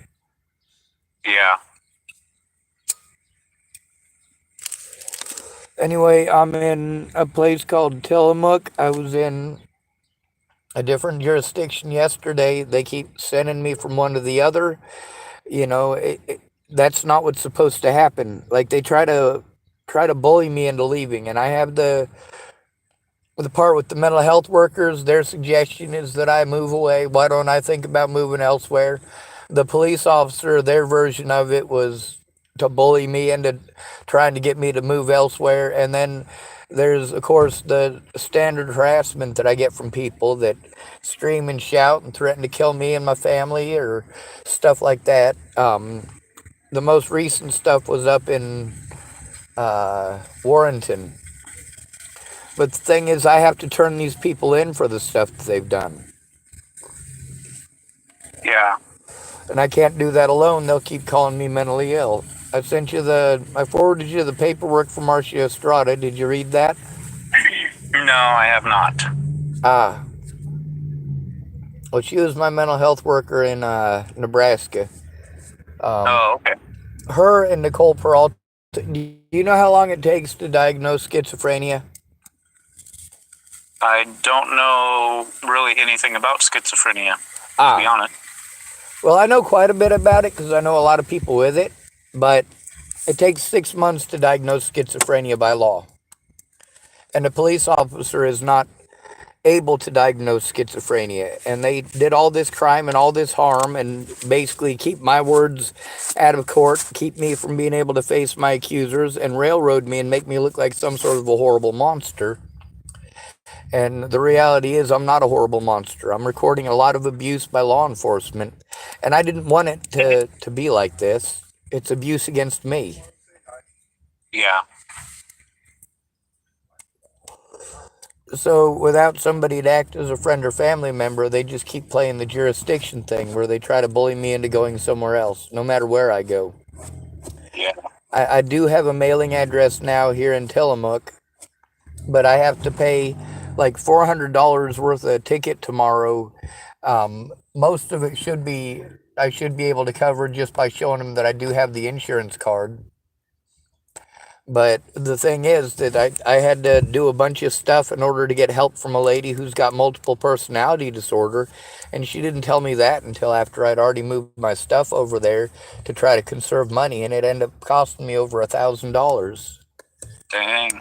Yeah, everything she wanted me to do, I had to jump through a bunch of government hoops to do. And every law enforcement agency that I speak with, they try to pawn me off on someone else and play it off like it's a way that it isn't. And they're not allowed to do that. They're not allowed to. All right, so I'm disabled and I'm intelligent, but I'm an American citizen. So my rights as an American citizen are supposed to overlap with my rights as a disabled person, but they're not doing that. So what I was wanting to do is have you read some of that stuff. I tried not to overwhelm you by sending you a bunch. I just sent a message that Natalie Bollinger had sent me in 2016 about her dad, and I also sent a copy of the letter from Marcia Estrada that shows what my mental illnesses are, if you want to call them that. Okay. And it shows that I'm not schizophrenic. Like, none of this stuff that they're doing to me is based in reality. It's based on them pretending that I'm schizophrenic so they don't have to do their jobs. And that's how it is for every disabled homeless male. You don't even have to be disabled. They'll just pretend that you're schizophrenic because you're trying to turn in a cop. Wow. Yeah. Anyway, I have the evidence that they did that. I also have the evidence that it's been done from one end of the country to the other. I do want to send you a video. It's called Jamie Again, and it's in the Dalles, Oregon. It shows the abuse that was happening up there to Jamie. I mean, it doesn't show her being raped or anything like that. It just shows her getting pursued and assaulted. But the thing is, like, she can't defend herself, and when she's assaulted like that, they kick her off the property. And it's a church that runs that, but the thing is, it's run like a prison yard. Wow. Probably ex people getting out of prison, and they just kind of run it that way because that's what they're used to. Yep. Oh, the other thing is they've got easy victims, and when you've been used to punking people on the prison yard, like you're punking people for rent. If they want to go out on the yard, they got to pay you commissary and stuff like that, and you know that's just not okay. And with all those people saying it's not okay to hit women ever and so on and so forth, there was about 30 people sitting there watching it happen. He hits her so hard I could hear it from about 100 foot away. Yeah. But I've been dealing with a lot of that too, and I wanted to send you 3 of the videos from Clatsop County where they're trying to bully me into going somewhere else. That includes law enforcement. There's also, like, the conditions that I'm living in. I've been wanting to show you my vehicle. I mean, with my disabilities, I can't go through this. Yeah. I've got my hospital paperwork that shows that I got damage in my T11, T12 area, and it's affecting my ability to walk. Sometimes it affects my ability to drive or to go somewhere. And then all of my money, I get $822 a month in disability, but all of my back payments, you know, they retro date it back to when you were injured, and they pay you $2,500 every 6 months till it's paid up. But by police officers keeping me wrapped up in court, pretending like I'm schizophrenic and literally forcing me to do desperate things to try to get heard, like this stuff with Natalie is serious, and people don't look it up. They don't take it serious. They want to tell me they'll pray for me or karma will take care of it in the end, and that hasn't worked. I mean, I can send you screenshots of a lot of paper evidence that shows that I'm the one that's being harassed. I'm the one that's being harmed. I'm the one who is the victim in this. But without a friend or family member, it sucks. I'm being sent to literally my predators to turn in my predators, and they're refusing to follow the legal guidelines. Yeah, it doesn't make sense.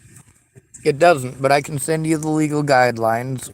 One of the things that I sent you is my diagnosis paperwork, and the other thing that I sent you is from Natalie, but I wanted to make sure that I was able to talk to you before I sent you anymore, because I do know you got kids, and that, you know, like when I reach out to people for help, if they don't come forward at least about the fact that I came to them for help, the police get to pretend that I never tried to get help and that people wouldn't help me probably because of the way that I act. But the reality is almost everybody, they got family, they got kids, they got stuff going on, but none of them come forward about that.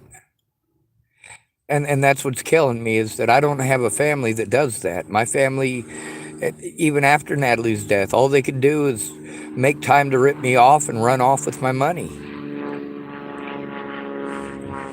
And that's one of the things about being disabled and at risk and being taken advantage of the way I am is that just because I can speak doesn't mean I'm able bodied, and just because I can tell you that something's wrong doesn't mean that there's nothing wrong. The way that they interpret everything that I say is so screwed up. Yeah. Now, there's the stuff that I'm supposed to go over with somebody before we talk to the police together that I wrote down when the lawyer was explaining it to me. But, like, the police do all those things, and so do the mental health workers. The police send me to mental health, and the mental health sends me to the police. And then the crimes that originally happened, like, nobody's going to do anything about those, and I also have to be afraid of the police. Out of $800 a month, I have to spend $400 of it maintaining my vehicle, and then I have to spend an additional $400 of it trying to maintain my phone and my storage unit, and paying people to help me to move stuff, and to traveling around all the different places I'm sent to. And because I'm sent there alone, they refuse to do their jobs. And then when I try to turn them in, I have to try to turn them in alone. They call me mentally ill, and nobody looks at the evidence. I automatically lose. But it's cost me literally over $40,000 in 6 years to be going through this with no friends or family. I have to depend on drug addicts. The mandated reporters I'm forced to go to. They make me go to drug addicts as peer support, and none of this gets any of the crimes committed against me turned in. It just gets me treated like I'm schizophrenic, which is why Marcia Estrada is important. There was only 2 mental health workers who saw me long enough to be able to diagnose me as schizophrenic. That's Marcia Estrada and Nicole Peralta. The problem is, after Natalie's death, they wanted to pull the I don't know anything. Well, Marcia Estrada didn't. She came on board after Natalie was killed. But the thing is, like, Natalie would still be alive if the cops weren't so busy trying to ignore me under the mentally ill clause crap. Autism is not schizophrenia, and she does write that on there, that I'm, they call it on the spectrum, but it's ASD, that's autistic spectrum disorder.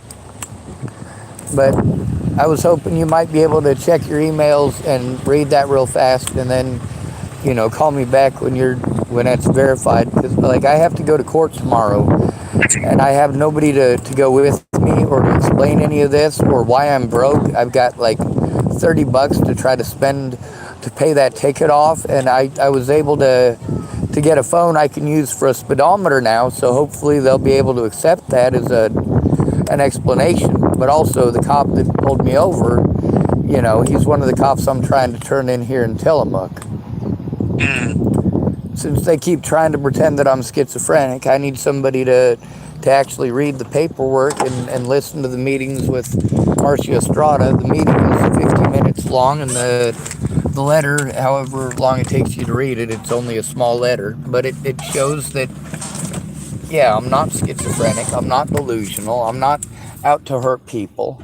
It also shows that Natalie and I were friends, that message with Natalie. And that's the thing, is that I'm being harmed because nobody wants to take it seriously, and the ones who do take it seriously don't like me. They're web sleuths.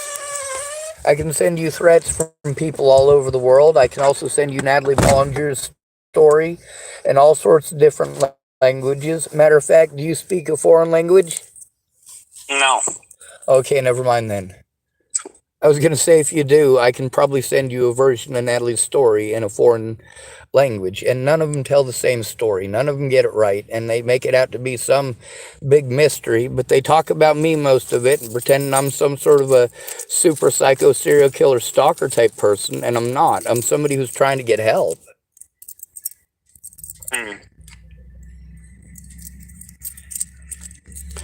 Do you have the availability to check your emails right now? Yeah, I got a little bit of time right now. All right. Do you think you could read it and call me back? I Yeah. want you to know that I'm telling the truth. Yeah. Also,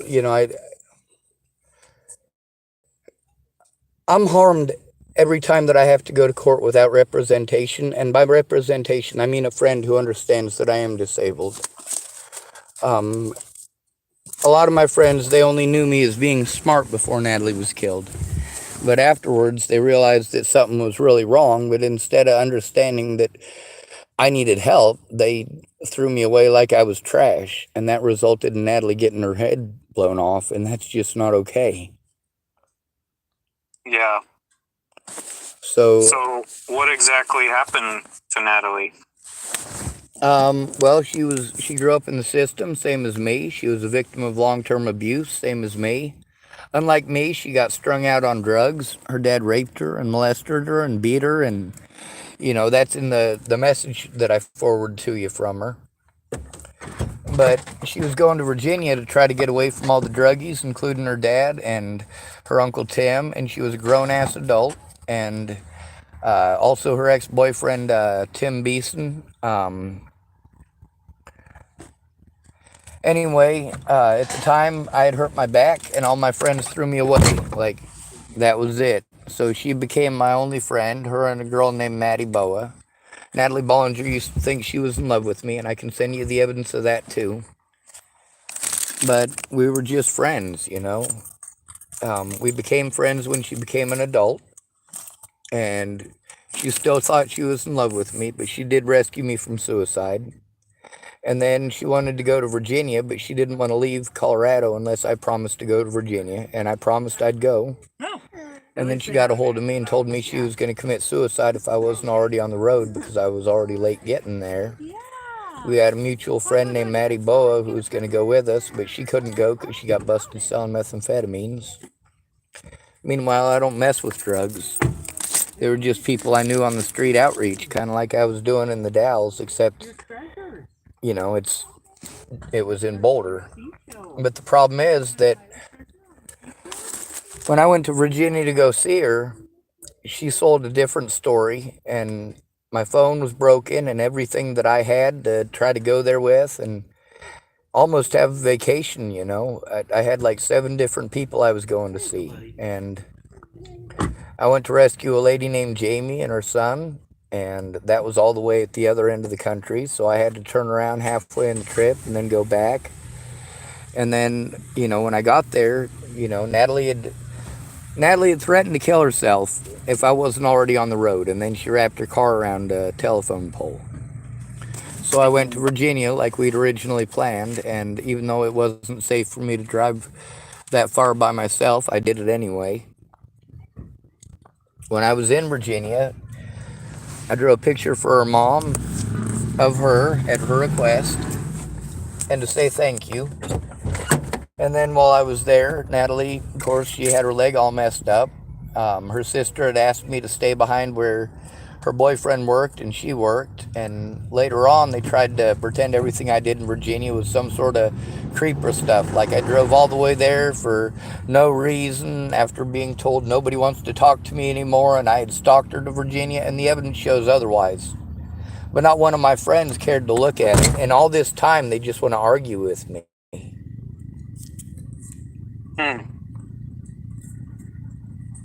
So I've been trying to get somebody to care, but people give me the nonchalant voices, or the I'm really bored with hearing this, or could you please go talk to somebody else? I'm not interested. I mean, it's just overwhelming how much people really don't care about the homeless.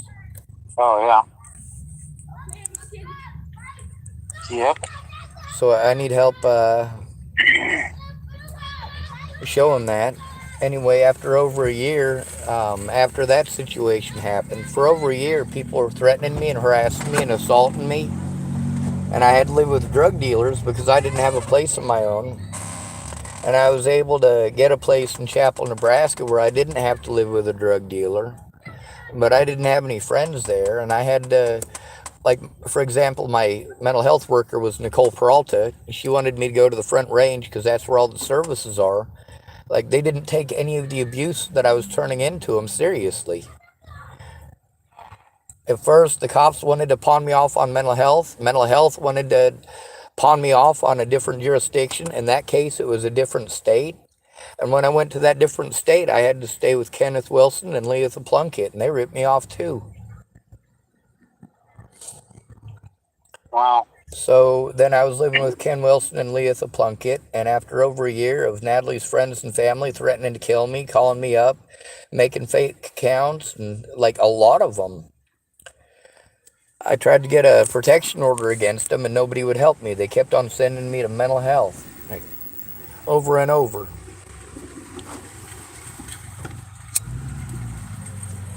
After over a year of abuse, and Natalie's ex-boyfriend getting a hold of me and threatening to kill my friends and family, and some of her friends doing the same thing, I tried making a fake account so I could destroy my Facebook, because I had some friends of mine that were saying if I killed myself, they were going to hurt Natalie and Alicia and Maddie, and I couldn't have that.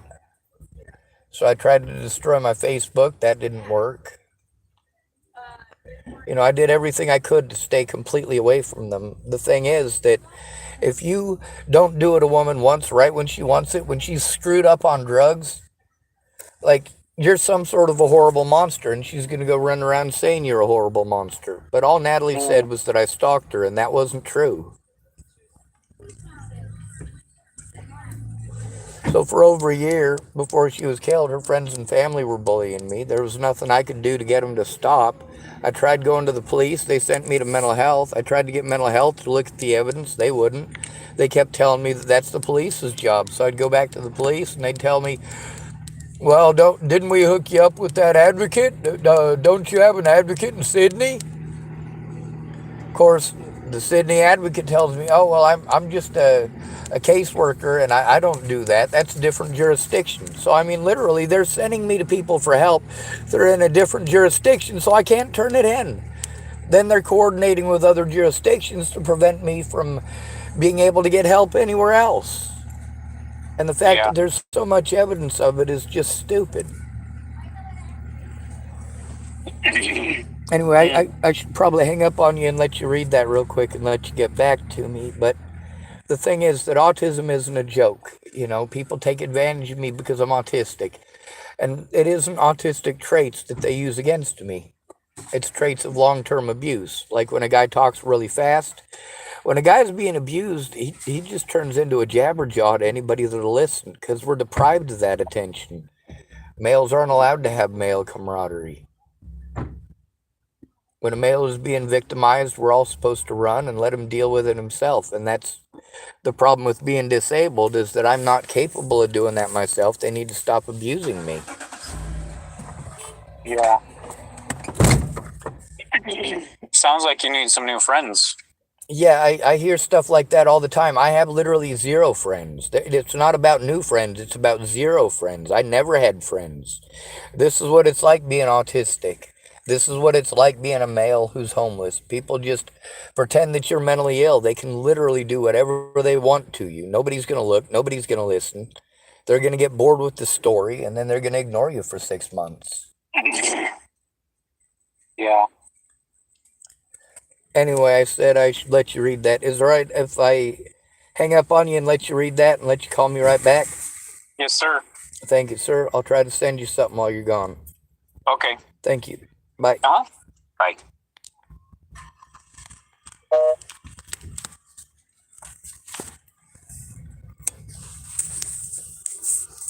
All right.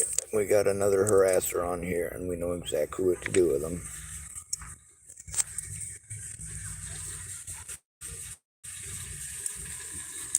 I'd use her on this channel.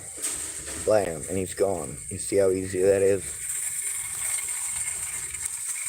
We'll take a screenshot.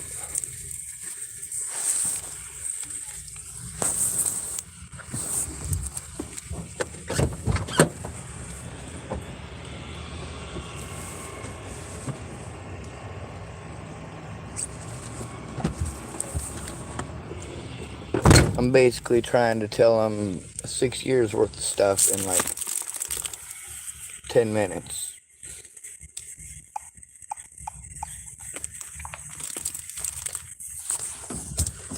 And I'm gonna end this video.